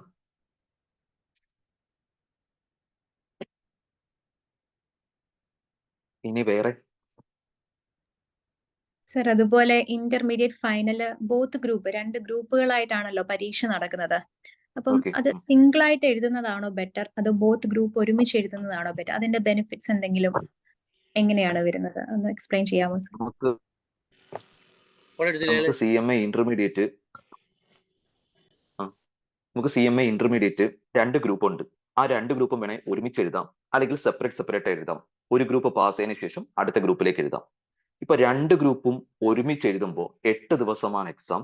8 ദിവസം നമ്മൾ ഉറക്കമൊഴിച്ച് ഡെഡിക്കേറ്റ് ചെയ്ത് അതിലേക്ക് ഇരിക്കേണ്ടി വരും. പക്ഷെ ഏതൊരു അധ്വാനത്തിനും ഒരു റിസൾട്ട് ഉണ്ട്. ഏതൊരു അധ്വാനത്തിനും തൊട്ടപ്പുറത്ത് ഒരു പ്രതിഫലം കാത്തുവെച്ചിട്ടുണ്ട്. 8 ദിവസം ഇന്റർമീഡിയറ്റ് ഉറക്കമൊഴിച്ച് കണ്ടിന്യൂസ് ആയിട്ട് എക്സാം എഴുതി കഴിഞ്ഞാൽ തൊട്ടപ്പുറത്ത് ഒരു റാങ്ക് എന്ന് വിളിക്കുന്ന ഒരു എലമെന്റ് വരും. ആദ്യത്തെ 50 പേർക്ക് റാങ്ക് കിട്ടും. ആദ്യത്തെ 50 പേരിൽ ഒരാൾ നിങ്ങളാവുകയാണെങ്കിൽ ഇന്റർമീഡിയറ്റിൽ റാങ്ക് വരും. തൊട്ടപ്പുറത്ത് നിങ്ങൾക്ക് അഡീഷണൽ ആയിട്ട് ഒരു മെറിറ്റ് സർട്ടിഫിക്കറ്റ് വരും. സാധാരണ ഇന്റർമീഡിയറ്റിന്റെ സർട്ടിഫിക്കറ്റ് കൂടാതെ ഒരു മെറിറ്റ് സർട്ടിഫിക്കറ്റ് വരും. നാളെ റെസ്യൂം അല്ലെങ്കിൽ ബയോഡേറ്റ ഉണ്ടാക്കുന്ന സമയത്ത് അവിടെ നിങ്ങൾക്ക് കാണിക്കാം, ഞാൻ ഇന്റർമീഡിയറ്റിന് എനിക്ക് റാങ്ക് ഉണ്ട് എന്ന് കാണിക്കാം. ക്യാമ്പസ് പ്ലേസ്മെന്റ് നാളെ നമ്മൾ SIRC ചെല്ലുമ്പോൾ, ചെന്നൈയിലേക്ക് ചെല്ലുമ്പോൾ, ബാംഗ്ലൂരിലേക്ക് ചെല്ലുമ്പോൾ CMA ഇന്റർമീഡിയറ്റിന് റാങ്ക് ഉണ്ട് എന്ന് പറയുന്നത് അവിടെ ഒരു അഡ്വാൻറ്റേജ് ആണ്, സ്ട്രെങ്ത് ആണ്, എന്റെ കഴിവാണ്. 100 പേര് നിൽക്കുമ്പോൾ അതിൽ എനിക്ക് റാങ്ക് ഉണ്ടെന്ന് പറഞ്ഞാൽ അവനാണ് ഏറ്റവും വലിയ പ്രയോറിറ്റി, ഏറ്റവും വലിയ ഇത്. അപ്പോ 2 ഗ്രൂപ്പ് ബോത്ത് എഴുതാൻ പറ്റുന്നവർ ബോത്ത് തന്നെ എഴുതി അത് പിടിക്കുക, അതാണ് ഏറ്റവും ബെറ്റർ. തൊട്ടപ്പുറത്ത് ഫൈനൽ നമ്മൾ എല്ലാവരോടും നമ്മൾ പറയുന്നത് ബോത്ത് എഴുതാനാണ്. ഫൈനൽ ബോത്ത് എഴുതിയാൽ നമുക്ക് ക്യാമ്പസ് പ്ലേസ്മെന്റ് പെട്ടെന്ന് നമുക്ക് വിൻ ചെയ്യാം. ഫൈനൽ എന്ന് പറയുന്നതിനകത്ത് ബോത്ത് പാസ്സാകുമ്പോൾ റാങ്ക് കിട്ടും, മെറിറ്റ് സർട്ടിഫിക്കറ്റ് കിട്ടും, subject wise award, reward, certification ഒക്കെ കിട്ടും. അപ്പൊ അതൊക്കെ നമ്മുടെ പ്രൊഫഷണൽ കരിയർ സെറ്റ് ചെയ്യാനായിട്ട് ഗുണം ചെയ്യും. അതുകൊണ്ട് ഇന്റർമീഡിയറ്റ് ഒന്നുകിൽ സിംഗിൾ ഗ്രൂപ്പ് എഴുതാം അല്ലെങ്കിൽ ബോത്ത് എഴുതാം. ബോത്ത് എഴുതുന്നതാണ് ഏറ്റവും നല്ല രീതി. CMA ഇന്റർമീഡിയറ്റിന്റെ പാസ് പെർസെന്റേജ് എത്രയാണ്? നമുക്ക് ഇപ്പോ ആവറേജ് ലെവലിൽ ഏകദേശം ഒരു 8 to 9% ആണ് ഇപ്പൊ നമുക്ക് പാസ് പെർസെന്റേജ് ആണ് നിൽക്കുന്നത്. പാസ് പെർസെന്റ് എന്ന് പറയുമ്പോൾ അത് ഓരോ പ്രാവശ്യത്തെ എക്സാംസിനെയും അതേപോലെ ഇൻഡസ്ട്രിയിൽ നടക്കുന്ന ഫീച്ചേഴ്സിനെ കുറിച്ചും ഇൻഡസ്ട്രിയിൽ നടക്കുന്ന ഫാക്ടേഴ്സിനെ കുറിച്ചിട്ടൊക്കെ ഡിപ്പെൻഡ് ചെയ്തിട്ടാണ് ആ പാസ് പെർസെന്റേജ് നിൽക്കുക. ഒരു ആവറേജ് ആയിട്ട് ഈ ഒരു രീതിയിൽ ഒരു പാസ് പെർസെന്റേജ് ഉണ്ട്. CMA ഇന്റർമീഡിയറ്റിലൊക്കെ നല്ല പാസ് പെർസെന്റേജ് ആണ്. ഫൈനൽ ലെവലിലേക്ക് വരുമ്പോൾ ക്വാളിറ്റി ഉള്ളവരായിരിക്കും കൂടുതലായിട്ട് അപ്പുറത്ത് കിടക്കുക. അതാണ് കാരണം ഇത് പ്രൊഫഷണൽ കോഴ്സ് ആണ്. നാളെ ഒരു കമ്പനിയിൽ ഒരു റെപ്രസെന്റേറ്റീവ് ആയിട്ട് കമ്പനിയിൽ ഒരു അതോറിറ്റിയിൽ പോയി നിൽക്കേണ്ട പേഴ്സൺസ് ആണ്. CMA പഠിക്കാൻ ബാങ്കിന് കിട്ടും, ബാങ്ക് ലോൺ കിട്ടുമെന്നോ? ഓക്കെ, ബാങ്ക് ലോൺ ആണോ? ഓക്കെ, ശരി. CMA പഠിക്കാനായിട്ട് നമുക്ക് പലതരത്തിലുള്ള നമുക്ക് ഈ പറഞ്ഞ ഗവൺമെന്റ് തന്നെ പലതരത്തിലുള്ള സ്കോളർഷിപ്പ് ഫെസിലിറ്റീസ് പ്രൊവൈഡ് ചെയ്യുന്നുണ്ട്. സെൻട്രൽ ഗവൺമെന്റ് തന്നെ നമുക്ക് CMA പഠിക്കാൻ വേണ്ടി സ്കോളർഷിപ്പ് ഫെസിലിറ്റി ഉണ്ട്. മൈനോറിറ്റി ഡെവലപ്മെന്റിന്റെ മൈനോറിറ്റി കമ്മീഷന്റെ സ്കോളർഷിപ്പ് നമുക്ക് കിട്ടുന്നുണ്ട്. അപ്പോൾ അതുകൊണ്ട് തന്നെ ബാങ്ക് ലോണിലേക്ക് പോകണ്ട, ഒരു ബാങ്ക് ലോൺ പോയി പഠിക്കേണ്ട അത്രയ്ക്ക് ബർഡൻ ഒന്നും CMAക്ക് ഇല്ല. CMA പഠിക്കാൻ അറൗണ്ട് മാക്സിമം പോയി കഴിഞ്ഞാൽ CMA ഇന്റർമീഡിയറ്റും ഫൈനലും ക്വാളിഫൈ ചെയ്യുമ്പോൾ അറൗണ്ട് ഒരു 2 lakh, ഒരു മിനിറ്റ്, അറൗണ്ട് ഒരു 2 lakh മാത്രം മാക്സിമം ആണ് ഞാൻ പറയുന്നത്. മാക്സിമം CMA ഇന്റർമീഡിയറ്റ് ഫൈനലും ക്വാളിഫൈ ചെയ്യാൻ വേണ്ടി മാക്സിമം അറൗണ്ട് ഒരു 2 lakh rupees മാത്രമേ നമുക്ക് അവിടെ ചെലവാവുന്നുള്ളൂ. അത് ആദ്യത്തെ 3 മാസത്തെ ശമ്പളത്തിൽ തന്നെ ഈ 2 lakh നമുക്ക് തിരിച്ചു പിടിക്കാൻ സാധിക്കും. അറൗണ്ട് അങ്ങേ അറ്റം പോയി കഴിഞ്ഞാൽ ഒരു 2,50,000, 2.5 ലക്ഷത്തിന് മുകളിലോട്ട് ഒരു കാരണവശാലും പോകത്തില്ല. ഞാനൊക്കെ CMA ഇന്റർമീഡിയറ്റ് ഫൈനലും ക്വാളിഫൈ ചെയ്തപ്പോൾ ഏകദേശം 1 ലക്ഷം 1.5 ലക്ഷം രൂപ കൊണ്ട് എനിക്ക് കംപ്ലീറ്റ് ചെയ്യാൻ സാധിച്ചു. ആ ശമ്പളം, ആ കൊടുക്കുന്ന ഈ 2 ലക്ഷം 2.5 ലക്ഷം രൂപ എന്ന് പറയുന്നത് ആദ്യത്തെ 3 മാസത്തെ ശമ്പളത്തിൽ നിന്ന് തിരിച്ചു പിടിക്കുക. അതുകൊണ്ട് ഇവിടെ ബാങ്ക് ലോണിന്റെ കേസ് ഒന്നുമില്ല. ഈ പറഞ്ഞിരിക്കുന്ന സ്കോളർഷിപ്പ് ഫെസിലിറ്റീസ് നമ്മുടെ ഇൻസ്റ്റിറ്റ്യൂട്ട് പ്രൊവൈഡ് ചെയ്യുന്നുണ്ട്, സെൻട്രൽ ഗവൺമെന്റ് പ്രൊവൈഡ് ചെയ്യുന്നുണ്ട്, വേരിയസ് മിനിസ്ട്രീസ് പ്രൊവൈഡ് ചെയ്യുന്നുണ്ട്, അതേപോലെ മൈനോറിറ്റി കമ്മീഷൻ അവരെല്ലാം പ്രൊവൈഡ് ചെയ്യുന്നുണ്ട്. അതേപോലെ തന്നെ മുസ്ലിംസിന് PM ഫൗണ്ടേഷൻ ഉണ്ട്, മൈനോറിറ്റി കമ്മ്യൂണിറ്റിയുടെ PM ഫൗണ്ടേഷൻ എന്ന് പറയുന്ന സ്കോളർഷിപ്പ് ഉണ്ട്. ആ രീതിയിൽ സ്കോളർഷിപ്പ് ഫെസിലിറ്റി ഉണ്ട്. CMA ചെയ്യാൻ ടാലി കോഴ്സ് പഠിക്കണം എന്നുണ്ടോ? ഈ CMA എന്ന് പറയുന്നത് ഒരു ടാലി കോഴ്സ് ഒന്നുമല്ല, ഒരു കമ്പ്യൂട്ടർ കോഴ്സ് ഒന്നും അല്ല. CMA എന്ന് പറയുന്നത് ഒരു പ്രൊഫഷണൽ കോഴ്സാണ്. ഈ പ്രൊഫഷണൽ കോഴ്സിൽ ഞാൻ പറഞ്ഞു, നമ്മൾ ഇന്റർമീഡിയറ്റ് പഠിക്കുമ്പോൾ 140 മണിക്കൂർ നമുക്ക് computer program institute free of കോസ്റ്റിൽ ഇങ്ങോട്ട് പ്രൊവൈഡ് ചെയ്യുന്നുണ്ട്.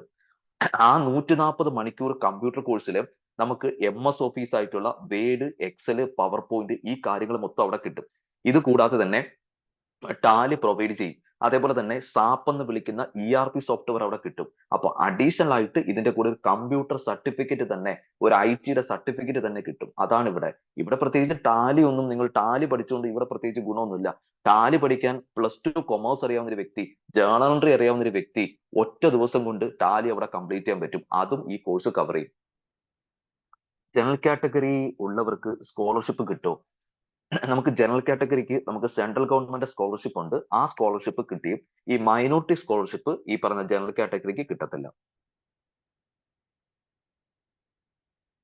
ഞാൻ പറഞ്ഞില്ലേ, CMA പഠിക്കാനുള്ള കോഴ്സിന്റെ സ്ട്രക്ചർ ഫീ എന്ന് പറയുമ്പോൾ ഞാൻ പറഞ്ഞു, നമ്മൾക്കൊരു CAT അല്ലെങ്കിൽ ഫൗണ്ടേഷൻ നമുക്ക് അതിന്റെ ചെയ്യാൻ വേണ്ടി, രജിസ്ട്രേഷൻ ചെയ്യാൻ വേണ്ടി ഏകദേശം ഒരു 12,500 റേഞ്ച് മാത്രമേ ആ കാറ്റ് അല്ലെങ്കിൽ CMA ഫൗണ്ടേഷൻ കോഴ്സ് രജിസ്റ്റർ ചെയ്യാൻ വേണ്ടി ആവുന്നുള്ളൂ.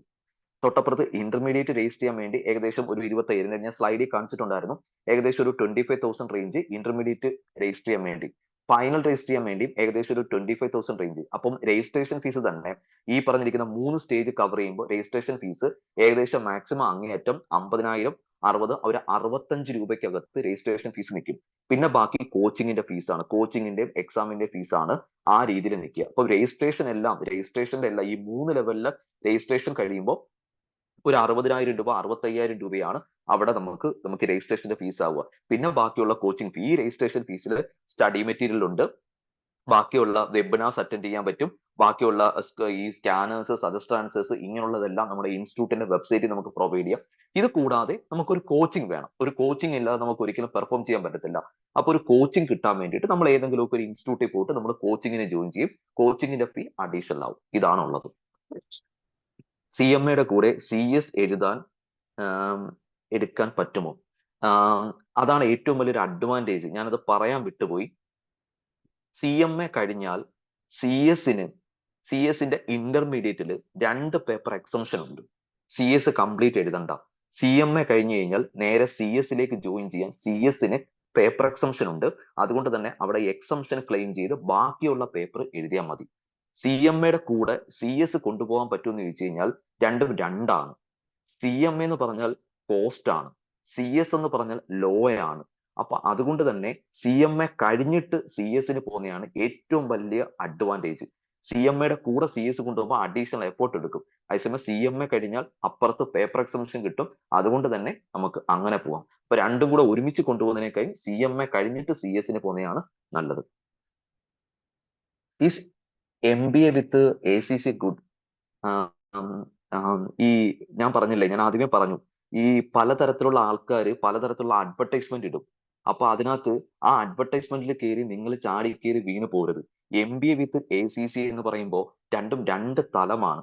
MBA എന്ന് പറയുമ്പോൾ അത് ഏത് യൂണിവേഴ്സിറ്റിയുടെ MBA. ഇപ്പൊ MBA എന്നൊക്കെ പറയുമ്പോൾ നമുക്കറിയാം, MBA ഏറ്റവും നല്ല അപ്രൂവ്ഡ് യൂണിവേഴ്സിറ്റിയുടെ MBA ആണ് നമുക്ക് കരിയർ ഓപ്പർച്യൂണിറ്റി ഉള്ളത്. നമ്മുടെ നാട്ടിൻപുറത്ത് ഏതെങ്കിലും ഒരു കോളേജിൽ പോയി MBA പാസ്സായിട്ട് നമ്മൾ വെറുതെ ഇങ്ങനെ കുറച്ച് സാധനവും കൊണ്ട് കുറച്ച് വീടുകൾ കയറി ഇങ്ങനെ നടക്കാമെന്ന് മാത്രമേ ഉള്ളൂ. അല്ലെങ്കിൽ എവിടെയെങ്കിലുമൊക്കെ പോയിട്ട് നമ്മൾ ഇങ്ങനെ തേരാപ്പാര HR മാനേജരായിട്ട് നമ്മൾ ഇങ്ങനെ തെണ്ടിത്തിരിഞ്ഞ് നടക്കേണ്ടി വരും. അപ്പൊ MBA ഏത് യൂണിവേഴ്സിറ്റി, എവിടുത്തെയാണ് യൂണിവേഴ്സിറ്റി, MBA ഏത് subject, MBA finance, marketing, HR ഒക്കെ ഒരുപാട് പേര് മാർക്കറ്റിൽ ഇറങ്ങി നിൽപ്പുണ്ട്. എന്റെ അനിയൻ MBA മാർക്കറ്റിംഗ് കഴിഞ്ഞിട്ട് വെറുതെ വീട്ടിൽ കുത്തിയിരിപ്പുണ്ട്, ഒരു ജോബും കിട്ടാതെ. അപ്പൊ MBA വിത്ത് ACC ഏതാണെന്ന് നോക്കുക, MBA ഏത് യൂണിവേഴ്സിറ്റിയുടെ, MBA ഏത് സബ്ജക്റ്റ് ആണ്, അതെങ്ങനെ ACC-യുമായിട്ട് ടൈ അപ്പ് ആവുന്നതും കൂടെ ഒന്ന് ചെക്ക് ചെയ്തിട്ട് ആ കോഴ്സ് സെലക്ട് ചെയ്യുന്നതായിരിക്കും നല്ലത്.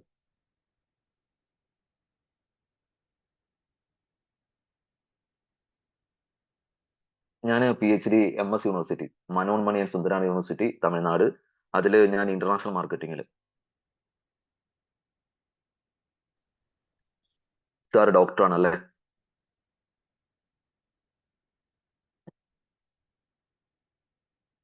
ഓക്കെ, ഇനി വേറെ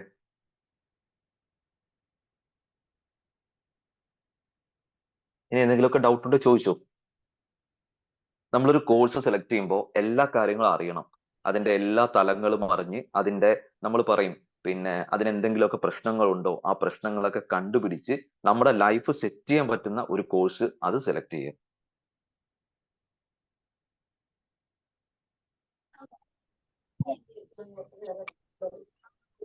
സാർ നമസ്കാരം. സാർ നമസ്കാരം.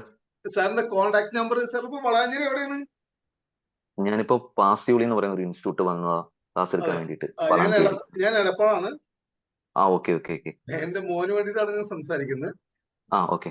സാറിന്റെ കോൺടാക്ട് നമ്പർ ഒന്ന് എന്തെങ്കിലും, ഇപ്പൊ ഓൾറെഡി ഞങ്ങൾ രജിസ്റ്റർ ചെയ്തിട്ടുണ്ട്. ഓക്കെ. നമുക്ക് കോൺടാക്ട് നമ്പർ എന്തെങ്കിലും 26-ാം തീയതി കോഴ്സ് സ്റ്റാർട്ട് ചെയ്യുമെന്ന് പറഞ്ഞു. അപ്പൊ IIT ചോദിച്ചാൽ മതി. ഞാൻ അവിടെ ഉണ്ട്, ഞാൻ IIT ഉണ്ട്. അപ്പൊ ഞാൻ ഇന്റർമീഡിയറ്റിനും ഉണ്ട്, ഫൈനലിനും ഉണ്ട്. എന്നെ അവിടെ പലപ്പോഴും എന്റെ വീട് അതിന്റെ അടുത്ത് തന്നെ. അപ്പൊ എന്നെ ഇടയ്ക്കിടയ്ക്കൊക്കെ അവിടെ കാണാൻ പറ്റും. കൊട്ടാരക്കര അല്ലേ? അതെ, Kottarakkara. Okay okay sir, thank you. അല്ല, ഇപ്പൊ വളാഞ്ചേരി ഉണ്ടെന്ന് പറഞ്ഞപ്പോ ഒന്ന് ചോദിച്ചെന്ന് മാത്രമേ ഉള്ളൂ കേട്ടോ. ഓൾറെഡി സാറിന്റെ മകൻ +2 കഴിഞ്ഞതോ അതോ ഡിഗ്രിയോ? +2 കഴിഞ്ഞു. +2 സയൻസ് ആയിരുന്നു. ഓക്കെ. അപ്പോ ഇപ്പൊ ഒരു ഇങ്ങനെ ഈ കോഴ്സിനെ കുറിച്ചിട്ട് ഞാൻ കേട്ടു. അപ്പൊ നമുക്കിപ്പോ സയൻസ് ബാക്ക്ഗ്രൗണ്ട് ഒരു കുട്ടി വന്നു എന്ന് പറഞ്ഞുകൊണ്ട് ഇതിനകത്ത് വലിയ പ്രശ്നങ്ങളില്ല സർ. ഇപ്പൊ ഇതിനകത്ത് നമ്മൾ നോക്കുവാണെങ്കിൽ ഏറ്റവും ആദ്യം പാസ്സാവുന്നത് സയൻസ് ബാക്ക്ഗ്രൗണ്ടിലെ കുട്ടിയായിരിക്കും. ഇപ്പൊ അവർക്കാണ് ഇതിലൊരു ടെൻഡൻസി വരുന്നത്. ഇപ്പം debit, credit, asset, liability, income, expenditure എന്നൊക്കെ ടേം കേൾക്കുമ്പോൾ അവർക്കാണ് ക്യൂരിയോസിറ്റി. അതെന്താണെന്ന് അറിയാൻ വേണ്ടി ഒരു ത്വര വരും. നമ്മൾ മലയാളത്തിൽ പറയുമ്പോൾ ഒരു ത്വരയുണ്ട്. അപ്പൊ സാധാരണ സയൻസ് കുട്ടികളാണ് ഇത് കൂടുതലായിട്ടും പെർഫോം ചെയ്യുന്നത്. അപ്പൊ അതുകൊണ്ട് തന്നെ സയൻസ് ബാക്ക്ഗ്രൗണ്ട് വന്നു എന്ന് പറഞ്ഞുകൊണ്ട് പ്രശ്നമില്ല. അല്ലെ, കൊമേഴ്സ് നമ്മള് ഓൾറെഡി ഇപ്പൊ കണക്കും കാര്യങ്ങളൊക്കെ കൂടുതൽ, എന്നാലും ഓൾറെഡി ഒരു ആവറേജ് 76% മാർക്കാണ് ഇപ്പൊ ഓൾറെഡി ഉള്ളത് ആൾക്ക് പ്ലസ് ടുല്. അപ്പൊ എന്തായാലും ഇത് സജസ്റ്റ് ചെയ്തു. ഇത് വളരെ ഞാൻ അന്വേഷിച്ചു, നല്ല ഒരു ഇൻസ്റ്റിറ്റ്യൂട്ടാണെന്ന് മനസ്സിലാക്കിയതിനു ശേഷമാണ് ഞാനത് അവിടേക്ക് അപ്ലൈ ചെയ്തത്. എന്തായാലും നല്ല സപ്പോർട്ട് കിട്ടുമെന്ന് ഞാൻ പ്രതീക്ഷിക്കുന്നു. സാറിന് എന്തായാലും സ്പീച്ച് കേട്ടു, വളരെ സാറിപ്പോ എന്റെ നിയറസ്റ്റ് ആയതുകൊണ്ട് തന്നെ ഞാൻ പറയാം സാറേ. ഇപ്പൊ നമുക്ക് IIT കുറിച്ച് ഞാൻ കുട്ടി പറയില്ല. ഹലോ, ഞാൻ IIT ഇന്റർമീഡിയറ്റ് ഫൈനൽ IIT എന്നാണ് ഞാൻ സാറെ കഴിഞ്ഞ 2008-09 വർഷത്തില്. അപ്പോ ഇപ്പൊ IIT ഏകദേശം ഒരു 17 വർഷത്തിൽ നിൽക്കുമ്പോൾ അതിലൊരു 14 വർഷം ഞാനും അവിടെ ഉണ്ട്. ഞാനും അതുമായി ബന്ധപ്പെട്ട ഒരു കണക്ഷൻ ഉണ്ട്. അപ്പം ഞാൻ ഈ പല കുട്ടികൾ എന്നെ വിളിച്ചിട്ട് പിന്നെ ഇപ്പൊ എന്റെ നാട്ടിൽ നിന്നൊക്കെ കുട്ടികൾ വിളിക്കും. അപ്പൊ ഞാൻ IIT പ്രിഫർ ചെയ്യുമ്പോൾ, അടുത്തുള്ള ഇൻസ്റ്റിറ്റ്യൂട്ട് പ്രിഫർ ചെയ്യുമ്പോൾ അവർ പറയും സാർ എറണാകുളം മതി, അല്ലെങ്കിൽ തിരുവനന്തപുരം മതി, അല്ലെങ്കിൽ ദൂരോട്ട് കോഴിക്കോട് പോകാന്ന് പറയും. സർ മെയിൻ പ്രശ്നം എന്ന് പറഞ്ഞാൽ ഈ കുട്ടികൾ ചാടിക്കേറി എറണാകുളം, കോഴിക്കോട് ഇങ്ങനെയൊക്കെ സെലക്ട് ചെയ്യും. അവിടെ ഏതെങ്കിലും ഒരു ഹോസ്റ്റൽ, പുറത്തൊരു ഹോസ്റ്റലിൽ പോയി കിട്ടും. എറണാകുളത്തൊക്കെ ആണെങ്കിൽ പുറത്തൊരു ഹോസ്റ്റലിലേക്ക് പോകുമ്പോൾ അവിടെ മിക്കപ്പോഴും ഫുഡ് പോയിസൺ, അതായത് കഴിക്കുന്ന ഫുഡ് ഞാൻ മിക്കയിടത്തും ഞാൻ കണ്ടിട്ടുണ്ട്. കുട്ടികൾക്കൊക്കെ രാവിലെ വരുമ്പോൾ പലതരത്തിലുള്ള പ്രശ്നങ്ങളാണ്. അതുപോലെ എറണാകുളം ഇതൊക്കെ കൊതുവിന്റെ അങ്ങേയറ്റ ശല്യം. അപ്പോ ഞാൻ IIT കണ്ടിരിക്കുന്നത് ഒരു റെസിഡൻഷ്യൽ ക്യാമ്പസ് ആണ്. IITക്ക് സ്വന്തമായിട്ട് ഹോസ്റ്റൽ ഫെസിലിറ്റി ഉണ്ട്. ഇപ്പോ ലേഡീസ് ഹോസ്റ്റൽ ആയിക്കോട്ടെ, ജെന്റ്സ് ഹോസ്റ്റൽ ആയിക്കോട്ടെ, എല്ലാം അവിടുത്തെ ഡയറക്ടർ മനോജ് സാറിന്റെ ഒരു കൺട്രോളിലാണ്. മനോജ് സാറിന്റെ വീടും ക്യാമ്പസിനകത്താണ്. അതാണ് ഏറ്റവും വലിയ ഇത്. ഇപ്പം ഞാനിപ്പോ പല കുട്ടികൾക്കും, ഞാനിപ്പോ ഗേൾസിന്റെ അടുത്തൊക്കെ പറയുമ്പോൾ ഞാൻ IIT പ്രിഫർ ചെയ്യുമ്പോൾ അപ്പൊ അവരൊക്കെ സാർ എന്തിനാ IIT? അപ്പൊ പറയും, ഞാൻ പറയാം പേരുണ്ടെങ്കിൽ ഒന്ന് ഫോൺ കൊടുക്കുമെന്ന് പറയും. അപ്പൊ ആ പേരൻസിനോട് ഞാൻ പറയാറുണ്ട്. കാരണം ഏറ്റവും സേഫ് ആണ്. കാരണം ഞാനൊക്കെ ഒരുപാട് കുട്ടികളെ കാണുന്നുണ്ട് പല സ്ഥലങ്ങളിലൊക്കെ. കാരണം നമ്മുടെ കയ്യിൽ നിന്നൊക്കെ വിട്ടുപോകുന്ന ഒരു സിറ്റുവേഷൻ പല രീതിയിൽ. ഞാൻ കഴിഞ്ഞ ദിവസം ഞാൻ എന്റെ ക്ലാസ്സിൽ ഞാൻ പല കുട്ടികളോടും ഞാൻ ഇതിനെക്കുറിച്ച് ഡിസ്കസ് ചെയ്യുണ്ടായി. ഒരു സ്ഥലത്ത് ഇരുന്നപ്പോൾ കിട്ടിയ ഒരു ഇതാണ്. അപ്പൊ IIT എന്ന് പറയുമ്പോൾ അവിടെ ഒരു ഹോസ്റ്റൽ ഫെസിലിറ്റി സാറ് തന്നെ പ്രൊവൈഡ് ചെയ്യുന്നുണ്ട്. പുറത്തുനിന്നുള്ള ഫുഡ് ഇപ്പൊ ഞങ്ങൾ വന്നാലും ഫാക്കൽറ്റീസ് വന്നാലും അവിടുത്തെ ഹോസ്റ്റലിലെ ഫുഡാണ് ഞങ്ങൾ കഴിക്കുന്നത്. അപ്പോ പുറത്തുനിന്നും നല്ല ടേസ്റ്റി ഫുഡാണ് നമുക്ക് തോന്നിയിട്ടുള്ളത്. ആ രീതിയിലാണ് സാറ് 3 നേരം ഫുഡ് ഞങ്ങൾക്ക് പ്രൊവൈഡ് ചെയ്യുന്നുണ്ട്. അതും ആ ഹോസ്റ്റലിലെ ഫുഡാണ് തരുന്നത്. അപ്പൊ അതുകൊണ്ട് തന്നെ ഈ പുറത്തുനിന്നുള്ള കുട്ടികൾക്ക്, അത് ബോയ്സ് ആയാലും ഗേൾസ് ആയാലും തന്നെ, നമ്മുടെ കയ്യിൽ നിന്ന് കുറച്ച് കഴിഞ്ഞിട്ടൊക്കെ നമുക്ക് അവരെ ചിറക് പറത്തി വിടാം. പക്ഷെ ഇപ്പോഴൊക്കെ നമ്മൾ കൈ പിടിച്ചു വെച്ച് വളർത്തേണ്ട അവസ്ഥയാണ്. അപ്പൊ അതുകൊണ്ട് തന്നെ IIT എന്ന് പറയുന്ന ഇൻസ്റ്റിറ്റ്യൂട്ട് എന്നെ സംബന്ധിച്ച്, എന്നോട് ഒരു കുട്ടി ചോദിക്കുമ്പോൾ ഫസ്റ്റ് പ്രിഫർ ചെയ്യുന്നത് ഞാൻ IIT ആണ്. കാരണം ഈ ഒരു റീസൺ ആണ് അതിന്. അല്ല, ഞാന് കേട്ടത് സാറിന്, ഞാൻ അതിന്റെ ഒരു വീഡിയോ കണ്ടിട്ടുണ്ടായിരുന്നു. അപ്പൊ അതിൽ ഓൾറെഡി അവിടെ തന്നെ ഒരു എന്താ പറയാ, കൃഷി ചെയ്യുന്നുണ്ട്. അതിൽ നിന്നുള്ള ഫാം ഉണ്ട്. അതിൽ നിന്നുള്ള പ്രൊഡക്ട്സ് എടുത്തിട്ട് അവിടുത്തെ ടീച്ചേഴ്സും ലെക്ചേഴ്സും എല്ലാം അവിടുത്തെ ഫുഡ് തന്നെയാണ് കഴിക്കണം എന്നൊക്കെ ഞാൻ കേട്ടു. അത് കാരണം ഞാൻ പഠിപ്പിക്കുന്ന സമയത്ത് ഞങ്ങൾക്ക് ഈ വെർട്ടിക്കൽ ഇന്റഗ്രേഷൻ എന്ന് പറയുന്ന ഒരു ടേം ഉണ്ട് കൊമേഴ്സിൽ. അപ്പൊ നമ്മൾ തന്നെ ഉണ്ടാക്കി നമ്മൾ അടുത്താക്കി കൊടുക്കുക. അപ്പൊ ഹോസ്റ്റലിൽ പാല്, ഞാൻ പറയാറുണ്ട്, മനോജ് സാർ ഫാം നടത്തി അവിടുത്തെ പശുവിൽ നിന്ന് പാലെടുത്ത് കുട്ടികൾക്ക് കൊടുക്കും. കോഴിയെ വളർത്തി അവിടുന്ന് മുട്ട കൊടുക്കും. ഇവിടുത്തെ ഫുഡിന്റെ വേസ്റ്റ്, ബാക്കിയുള്ള വേസ്റ്റ് നേരെ പശുക്കൾക്ക് ഒരു ആവാസ വ്യവസ്ഥ പോലെ. അപ്പൊ ആ ഒരു രീതിയിൽ ഫുഡും കാര്യങ്ങളെല്ലാം അവിടുന്ന് പ്രൊവൈഡ് ചെയ്യുന്നുണ്ട്. പിന്നെ ഞാൻ പറയില്ല, സെക്യൂരിറ്റി ആണ്, സേഫ് ആണ്. ഒരു കുട്ടി അവിടെ കൊണ്ടാക്കി കഴിഞ്ഞാൽ 100% സാറിന് വിശ്വസിക്കാം. അത് ഞാൻ ഉറപ്പുവരാം. Thank you. എന്തായാലും ഇത്ര മാത്രം തന്നെ നമ്മൾക്ക് വേണ്ടുള്ളൂ. കാരണം ഇതിലിപ്പോ കുട്ടികൾ ഇപ്പോഴത്തെ ഒരു ട്രെൻഡ് എന്ന് പറഞ്ഞെങ്കിൽ ഇപ്പോ അവരുടെ ഏത് അവസ്ഥയിലേക്കും പോകാവുന്ന ഒരു അവസ്ഥയാണ്. അപ്പൊ അവരുടെ നല്ലൊരു കോച്ചിങ്, നല്ലൊരു സെക്യൂരിറ്റി, നല്ലൊരു ഗൈഡ് ലൈൻസ് ഉണ്ടാവുന്നതെന്ന് നമ്മൾ വിശ്വസിക്കുന്നത്. എക്സ്പെക്ട് ചെയ്യുന്നുണ്ട്. Okay sir, thank you. Thank you. Okay.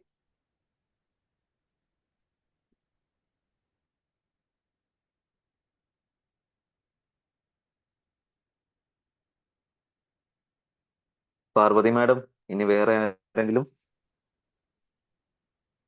കുട്ടികളുടെ ഇടയിൽ ഇനി ഡൗട്ട്സ് ആർക്കെങ്കിലും ഉണ്ടെങ്കിൽ നമുക്ക് അത് ഡിസ്കസ് ചെയ്യാവുന്നതാണ്. ഈ ഒരു അവസരം നന്നായിട്ട് യൂട്ടിലൈസ് ചെയ്യുക. സർ, ആ കൂട്ടത്തിൽ ഒരു കാര്യം കൂടെ ചോദിച്ചോട്ടെ. സാർ ഇപ്പോൾ പ്രാക്ടീസും കൂടെ ചെയ്യുകയാണ്, പ്രാക്ടീസിങ് കോസ്റ്റ് അക്കൗണ്ടന്റ് ആണ്. അപ്പൊ അതിന്റെ ഒരു സാധ്യതകളെ കുറിച്ചൊന്ന് ഡീറ്റെയിൽ ആയിട്ടൊന്ന് എക്സ്പ്ലെയിൻ ചെയ്യാമോ? ഓക്കെ. ഇപ്പൊ നമുക്ക് ജോബ് ഓപ്പർച്യൂണിറ്റി എന്ന് പറയുമ്പോൾ ഒന്ന് സർവീസ് സെക്ടേഴ്സിലാണ്. അതായത് ഒരു കമ്പനിയിൽ എംപ്ലോയ്മെന്റിൽ നമുക്ക് പോകാൻ പറ്റും. നമുക്ക് എംപ്ലോയി റിലേഷൻഷിപ്പിൽ അവിടെ എംപ്ലോയി ആയിട്ട് പോയി വർക്ക് ചെയ്യാം. അപ്പൊ കുറച്ചു നാളൊക്കെ നമ്മൾ എംപ്ലോയി ആയിട്ട് ഇരിക്കുമ്പോൾ നമുക്ക് തന്നെ ഒരു ഇത് വരും. മുകളിൽ ഇരിക്കുന്ന ആൾ പറയുന്ന ഇൻസ്ട്രക്ഷൻ കേട്ട് കേട്ട് കേട്ട് മടുത്തു എന്ന് തോന്നുമ്പോൾ നമുക്ക് തുടങ്ങാൻ പറ്റുന്നതാണ് പ്രാക്ടീസിങ് എന്ന് പറയുന്ന ഏരിയ. മടുത്തു എന്ന് തുടങ്ങുമ്പോൾ മാത്രമല്ല, നമുക്ക് നമ്മുടെ മുമ്പിൽ വരുന്ന കുറച്ച് ക്ലയൻസ് ഉണ്ട്, കുറച്ച് ബിസിനസ്സുകാരുണ്ട്, അവർക്ക് വേരിയസ് ടൈപ്പുള്ള സർവീസ് പ്രൊവൈഡ് ചെയ്യാം. അപ്പൊ ഞാൻ ചെയ്യുന്ന പ്രാക്ടീസിങ് പിന്നെ കോവിഡ് വന്നപ്പോഴാണ് പ്രാക്ടീസിംഗിലേക്ക് കൂടുതലായിട്ട് ഞാൻ ഫോക്കസ് ചെയ്തത്. അപ്പോ പ്രാക്ടീസിംഗിൽ ഞാൻ ചെയ്യുന്ന വർക്ക്, എനിക്ക് GST വർക്ക് ഉണ്ട്. അതായത് GST registration, GST return filings. നമുക്ക് എല്ലാ കടകൾക്കും എല്ലാ ഷോപ്പുകൾക്കും സർവീസ് പ്രൊവൈഡ് ചെയ്യുന്ന എല്ലാവർക്കും GST മസ്റ്റ് ആണ്. അപ്പൊ ആ GST രജിസ്ട്രേഷനും GSTന്റെ റിട്ടേൺ ഫയലിങ്സും ഞാൻ എന്റെ ഓഫീസിൽ നിന്ന് ചെയ്യാറുണ്ട്. പിന്നെ അതേപോലെ തന്നെ ഇൻകം ടാക്സിന്റെ റിട്ടേൺ ഫയലിംഗ്. ഇപ്പൊ ജൂലൈ 31 മുമ്പ് ഇൻകം ടാക്സിന്റെ റിട്ടേൺ ഫയലിംഗ്, പാൻ കാർഡ് എടുത്തിട്ടുള്ള ബാങ്കിൽ ട്രാൻസാക്ഷൻ ഉള്ള വ്യക്തി ഇൻകം ടാക്സിന്റെ റിട്ടേൺ ഫയൽ ചെയ്യണം. അപ്പൊ അത് ചെയ്തു കൊടുക്കും. അതേപോലെ പ്രൊജക്ട് റിപ്പോർട്ട്. നമ്മളിപ്പോ ഒരു ബാങ്കിൽ ലോൺ പർപ്പസിന് വേണ്ടി ചെല്ലുമ്പോൾ അവിടെ നമുക്ക് പ്രൊജക്ട് റിപ്പോർട്ട് ചോദിക്കും. ഇപ്പൊ മുദ്രാ ലോൺ എന്ന് പറയുന്ന ലോൺ ഉണ്ട്, പ്രധാനമന്ത്രിയുടെ സ്കീമിൽ കൊടുക്കുന്ന ഈടില്ലാതെ കൊടുക്കുന്ന ഇതാണ് മുദ്രാ ലോൺ. ആ മുദ്രാ ലോണിൽ ചെല്ലുമ്പോൾ ആ മുദ്രാ ലോണിന് നമുക്ക് ഈ പറഞ്ഞ പ്രൊജക്ട് റിപ്പോർട്ട് വേണം. അതേപോലെ തന്നെ കോസ്റ്റിംഗ് വർക്ക് ഉണ്ട്. പിന്നെ ഇത് കൂടാതെ തന്നെ നമുക്ക് ഇന്റേണൽ ഓഡിറ്റ് ഉണ്ട്. പല പല കമ്പനീസിലും പല പല സ്ഥാപനങ്ങളിലും ഇന്റേണൽ ഓഡിറ്റ് വർക്ക് ചെയ്യാം. പിന്നെ ഇത് കൂടാതെ നമുക്ക് പലതരത്തിലുള്ള കൺസൾട്ടൻസി നമുക്ക് സജസ്റ്റ് ചെയ്ത് കൊടുക്കാം. കമ്പനി ഒരാൾ വന്നിട്ട് പറയുക, എനിക്ക് ഒരു ബിസിനസ് ഉണ്ട്, ആ ബിസിനസ് ഒന്നുകൂടെ എക്സ്പാൻഡ് ചെയ്യണം, എന്താണ് ചെയ്യാൻ പറ്റുന്നത്? അപ്പൊ നമുക്ക് പറയാം, ഒന്നുകിൽ കമ്പനി ആയിട്ട് രജിസ്റ്റർ ചെയ്യാം, അല്ലെങ്കിൽ LLP ആയിട്ട് രജിസ്റ്റർ ചെയ്യാം, അല്ലെങ്കിൽ മറ്റൊരാളോട് ചേർന്ന് പാർട്ണർഷിപ്പ് ആയിട്ട് എൻറ്റർ ചെയ്യാം. അങ്ങനെ ബിസിനസിനെ മറ്റൊരു തലത്തിലേക്ക് കൊണ്ടുപോകാം. അപ്പൊ ആ രീതിയിൽ കമ്പനി ഇൻകോർപ്പറേഷൻ, പാർട്ണർഷിപ്പ്, LLP ഇതിന്റെ എല്ലാം ഇൻകോർപ്പറേഷൻ നമുക്ക് ചെയ്യാൻ പറ്റും. ആ രീതിയിൽ നമുക്ക് സർട്ടിഫിക്കേഷൻ വർക്കും കാര്യങ്ങളൊക്കെ നമുക്ക് പ്രൊവൈഡ് ചെയ്യാൻ സാധിക്കും. പിന്നെ ഇതിനകത്ത് ആകപ്പാടെ പ്രാക്ടീസിംഗിൽ വരുന്ന ഒറ്റ ലിമിറ്റേഷൻ എന്ന് പറയുമ്പോൾ അത് നമുക്ക് ഇൻകം ടാക്സ് ഓഡിറ്റ് എന്ന് പറയുന്ന എലമെന്റ് ഉണ്ട്. ഞാൻ പറഞ്ഞു, ഫിനാൻസ് കൈകാര്യം ചെയ്യുന്നത് ചാർട്ടേഡ് അക്കൗണ്ട്സ് ആണ്. അതുകൊണ്ട് തന്നെ ഇൻകം ടാക്സ് ഓഡിറ്റിൽ നമുക്ക് സൈൻ ചെയ്യാൻ പറ്റത്തില്ല. ഇൻകം ടാക്സ് ഓഡിറ്റ് CMAക്ക് പറ്റില്ല. ബാക്കി എല്ലാ കാര്യങ്ങളും CMAക്ക്, സാധാരണ കേസിൽ CAക്കാർ ചെയ്യുന്ന എല്ലാ വർക്കുകളും സാധാരണ പ്രാക്ടീസിംഗിൽ CMAക്ക് ചെയ്യാം.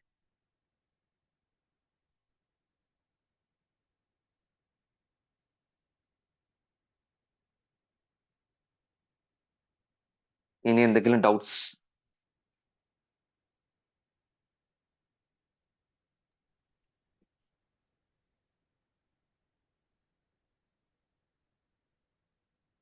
സ്കോളർഷിപ്പിനെ കുറിച്ച് സ്കോളർഷിപ്പിന്റെ ചോദിക്കുന്നുണ്ട് സർ. ഞാൻ പറഞ്ഞില്ലേ, സ്കോളർഷിപ്പ് അതിന്റെ ഡീറ്റെയിൽ ആയിട്ട് IIT അതിന്റെ സ്കോളർഷിപ്പിന്റെ ഡീറ്റെയിൽസ് ഒക്കെ പ്രൊവൈഡ് ചെയ്യും. ഇപ്പോ തൽക്കാലം ഞാൻ സ്കോളർഷിപ്പ് ആയിട്ട് പറഞ്ഞെന്ന് പറഞ്ഞാൽ, നമുക്ക് സെൻട്രൽ നമ്മുടെ ഇൻസ്റ്റിറ്റ്യൂട്ടിന് തന്നെ സ്കോളർഷിപ്പ് നമുക്ക് പ്രൊവൈഡ് ചെയ്യുന്നുണ്ട്.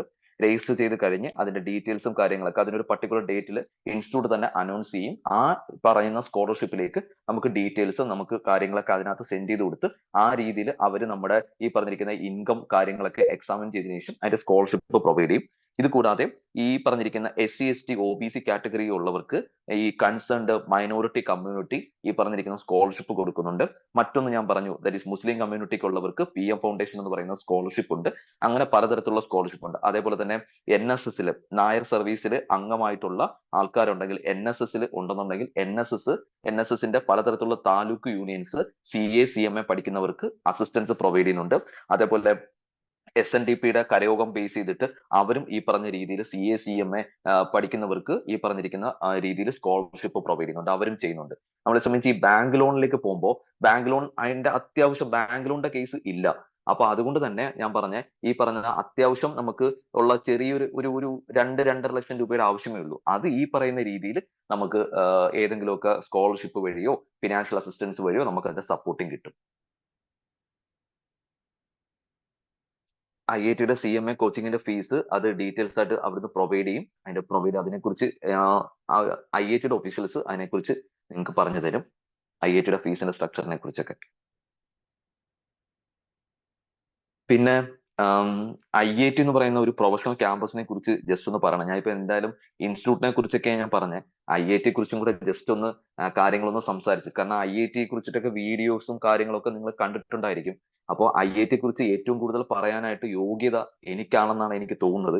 കാരണം ഞാൻ 2008 ഞാൻ IITയിലേക്ക് ഞാൻ വരുന്നത്. 2008 ഞാൻ ഡിഗ്രി കഴിഞ്ഞതിന് ശേഷം ഞാൻ CMA ചെയ്യാൻ വേണ്ടിയിട്ട്, ഞാൻ CA ചെയ്യാൻ വേണ്ടിയിട്ടാണ് IITയിൽ വിത്ത് റെസ്പെക്ട് മനോജ് സാറിനെ ഞാൻ കാണാൻ വേണ്ടി വരുന്നത്. മനോജ് സാറിനെയാണ് അന്ന് കാണുന്നത്. അന്ന് IIT ചെറിയൊരു ബിൽഡിങ്ങിൽ ഒരു 2 ക്ലാസ് റൂമിലും ഒരു ഓഫീസിലുമാണ് നിന്നത്. അപ്പൊ ഞാൻ അന്ന് IIT മനോജ് സാറിനെ കാണാൻ വേണ്ടി ഞാൻ വരുമ്പോൾ ഞാൻ CA എന്ന് പറയുന്ന കോഴ്സാണ് സാറിനോട് സംസാരിച്ചത്. അപ്പൊ സാർ എന്നോട് പറഞ്ഞ് നീ 3 വർഷം ഡിഗ്രി കഴിഞ്ഞ വ്യക്തിയാണ്. അപ്പൊ CA എന്ന് പറയുമ്പോൾ അതൊരു +2 കഴിഞ്ഞ് വരുന്നതായിരിക്കും കുറച്ചും കൂടെ പക്ക നല്ല രീതി. അപ്പൊ എന്തായാലും നീ ഒരു 3 വർഷം ഡിഗ്രി കഴിഞ്ഞു. അപ്പൊ നിനക്ക് ഡിഗ്രി കഴിയുമ്പോൾ നിനക്ക് CMA എന്ന് പറയുന്ന ഒരു കോഴ്സ് ഉണ്ട്. അന്ന് അതിന്റെ പേര് ICW എന്നാണ്. ICW എന്ന് പറയുന്ന ഒരു കോഴ്സ് ഉണ്ടെന്ന് പറഞ്ഞു. അങ്ങനെയാണ് ഞാൻ ICW എന്ന് പറയുന്ന കോഴ്സ് ഇന്ന് CMA എന്ന് പറയുന്ന കോഴ്സിലേക്ക് മാറിയ ആ ഒരു എലമെന്റ്. അപ്പൊ അതിലേക്ക് വരുന്നത് ഫസ്റ്റ് ചാൻസിൽ തന്നെ ഞാൻ ഇന്റർമീഡിയറ്റ് ഞാൻ പാസ്സായി. ഞാൻ എഴുതിയത് സിംഗിൾ ഗ്രൂപ്പ് വെച്ചിട്ടാണ് ഞാൻ ഇന്റർമീഡിയറ്റ് എഴുതിയത്. അന്ന് സിംഗിൾ ഗ്രൂപ്പ് ആണ് കൂടുതലായിട്ടും എല്ലാവരും പ്രൊമോട്ട് ചെയ്യുന്നത്, സിംഗിൾ ഗ്രൂപ്പ് ആണ്. സോ അതുകൊണ്ട് ഞാൻ ആ സിംഗിൾ ഗ്രൂപ്പ് വെച്ചിട്ടാണ് ഞാൻ പാസ്സായത്. പിന്നെ ഞാൻ ഫൈനൽ ക്വാളിഫൈ ചെയ്തു. ഫൈനൽ ബോത്ത് അടിച്ച് ഞാൻ ക്വാളിഫൈ ചെയ്തു. ഞാൻ 2010 ഞാൻ CMA ക്വാളിഫൈ ചെയ്തു. 2010 തൊട്ട് ഇന്നിപ്പോ 2024 ആണ്. 2024 ഈ 14 വർഷം കൊണ്ട് ഞാൻ ടീച്ചിങ് ഫീൽഡിലാണ്. 14 വർഷം കൊണ്ട് കേരളത്തിലെ ഓൾമോസ്റ്റ് എല്ലാ ഇൻസ്റ്റിറ്റ്യൂട്ടുകളിലും ഞാൻ ഇപ്പൊ വർക്ക് ചെയ്യുന്നുണ്ട്. ഇത് കൂടാതെ പ്രാക്ടീസിംഗ് ഉണ്ട്. അപ്പൊ ഈ രീതിയിൽ ഞാൻ ചെയ്യുന്നുണ്ട്. ഇപ്പൊ അറ്റ് പ്രസന്റ് ഞാൻ PhD കൂടെ ഇതിന്റെ കൂടെ എടുത്തു. അപ്പം ഇതെല്ലാം ഞാൻ IIT എന്ന് പറയുന്ന ഒരു ഇൻസ്റ്റിറ്റ്യൂട്ടിലേക്ക് വന്നത് കൊണ്ടാണ് എന്നാണ് എനിക്ക് പറയാൻ പറ്റുന്നത്. മറ്റൊരു ഇൻസ്റ്റിറ്റ്യൂട്ടിലേക്ക് പോയിരുന്നെങ്കിൽ ഞാൻ ഫസ്റ്റ് ചാൻസിൽ CMA ക്വാളിഫൈ ചെയ്തില്ലായിരുന്നു. ഇങ്ങനെ ഒരു കരിയർ അച്ചീവ്മെന്റ് എനിക്ക് ഉണ്ടാക്കാൻ സാധിക്കത്തില്ല. എന്റെ ടീച്ചിങ് തുടങ്ങിയത് തന്നെ IIT-യിലാണ്. പല പല സബ്ജക്റ്റുകൾ മനോജ് സാർ തന്നു. ആ ഒരു രീതിയിലാണ് എന്റെ ടീച്ചിങ് തന്നെ വളർന്നു വന്നത്. ആ ഒരു രീതിയിലാണ്. അപ്പം ഞാൻ നേരത്തെ ഒരു സാർ എന്നോട് ഇങ്ങനെ ചോദിച്ചപ്പോൾ ഞാൻ സാറിനോട് പറഞ്ഞിട്ടുണ്ടായിരുന്നു, ഈ പല പല കുട്ടികൾ നമ്മളോട് ചോദിക്കും.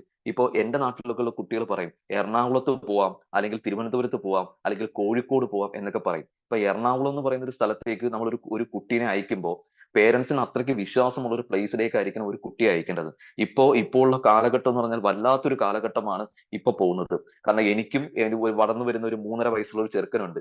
ഇപ്പോഴും അവന്റെ ഭാവി ഓർത്ത് ഞാനും ഇങ്ങനെ ഓരോ കാര്യങ്ങൾ ഇങ്ങനെ ആലോചിച്ച് കൂട്ടാറുണ്ട്. അപ്പൊ പേരൻസിനെ സംബന്ധിച്ച് IIT എന്ന് പറയുന്ന സ്ഥലത്തേക്ക് വിടുമ്പോൾ അവിടെ ഏറ്റവും കൂടുതൽ ഒരു സെക്യൂരിറ്റി പ്രൊവൈഡ് ചെയ്യും. അതായത് ഏറ്റവും എന്ന് പറഞ്ഞാൽ എനിക്ക് ഏറ്റവും അതിൽ അഡ്വാൻറ്റേജ് ആയി തോന്നുന്നത് ഡയറക്ടറിന്റെ വീട് തന്നെ ക്യാമ്പസിനകത്താണ്. അതാണ് ഏറ്റവും വലിയൊരു ഗുഡ് അഡ്വാൻറ്റേജ് ആയിട്ട് വരുന്നത്. പിന്നെ സ്വന്തമായിട്ട് ഹോസ്റ്റൽ ഫെസിലിറ്റി ഉണ്ട്.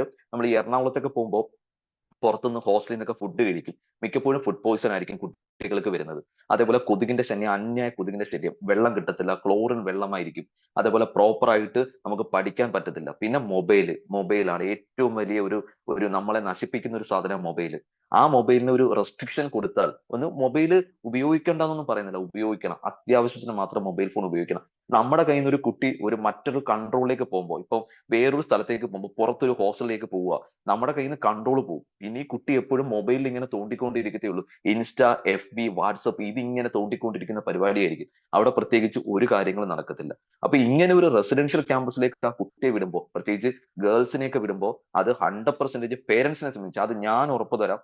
അത് ഇത്രയും നാളായിട്ട് മനോജ് സാറുമായിട്ടുള്ള ആ ഒരു അടുപ്പം കാരണം എനിക്ക് ഇപ്പൊ പേരൻസ് എന്നെ വിളിച്ചു വരുമ്പോൾ IIT-ൽ പോയിട്ട് മറ്റൊരു നെഗറ്റീവ് ആയി കഴിഞ്ഞാൽ നീ ഉത്തരവാദിത്തം പറയുമെന്ന് എനിക്ക് ചോദിക്കുമ്പോൾ ഞാൻ പറയാറുണ്ട്, ഞാൻ ഉത്തരവാദിത്തം പറയും. എനിക്ക് അത്രയ്ക്ക് എനിക്ക് അറിയാം, ഞാൻ കണ്ടിട്ടുണ്ട്, അത് എനിക്ക് അറിയാം എന്നൊക്കെ പറയാറുണ്ട്. അപ്പൊ അതുകൊണ്ട് ഇത് കേട്ടോണ്ടിരിക്കുന്ന പേരൻസിനെ സംബന്ധിച്ച് ഞാൻ പറയാം, ദാറ്റ് ഈസ് 100% നിങ്ങൾക്ക് സേഫ് ആണ്.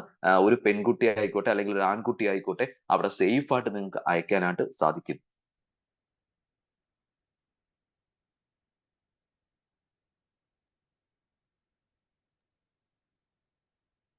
Okay sir. അപ്പോ എനിക്ക് തോന്നുന്നു വളരെ വിശദീകരിച്ച് തന്നെ വളരെ സിമ്പിൾ ആയിട്ട് ഈ ഒരു കോഴ്സിനെ കുറിച്ചും അതിന്റെ മേഖലകളെ കുറിച്ചും സാറ് വളരെയധികം നന്നായി എക്സ്പ്ലെയിൻ ചെയ്തിട്ടുണ്ട്. അത് എനിക്ക് തോന്നുന്നു ജോയിൻ ചെയ്തിരിക്കുന്ന സ്റ്റുഡൻസിനും പേരൻസിനും വളരെയധികം ക്ലിയർ ആയിട്ടുണ്ട്.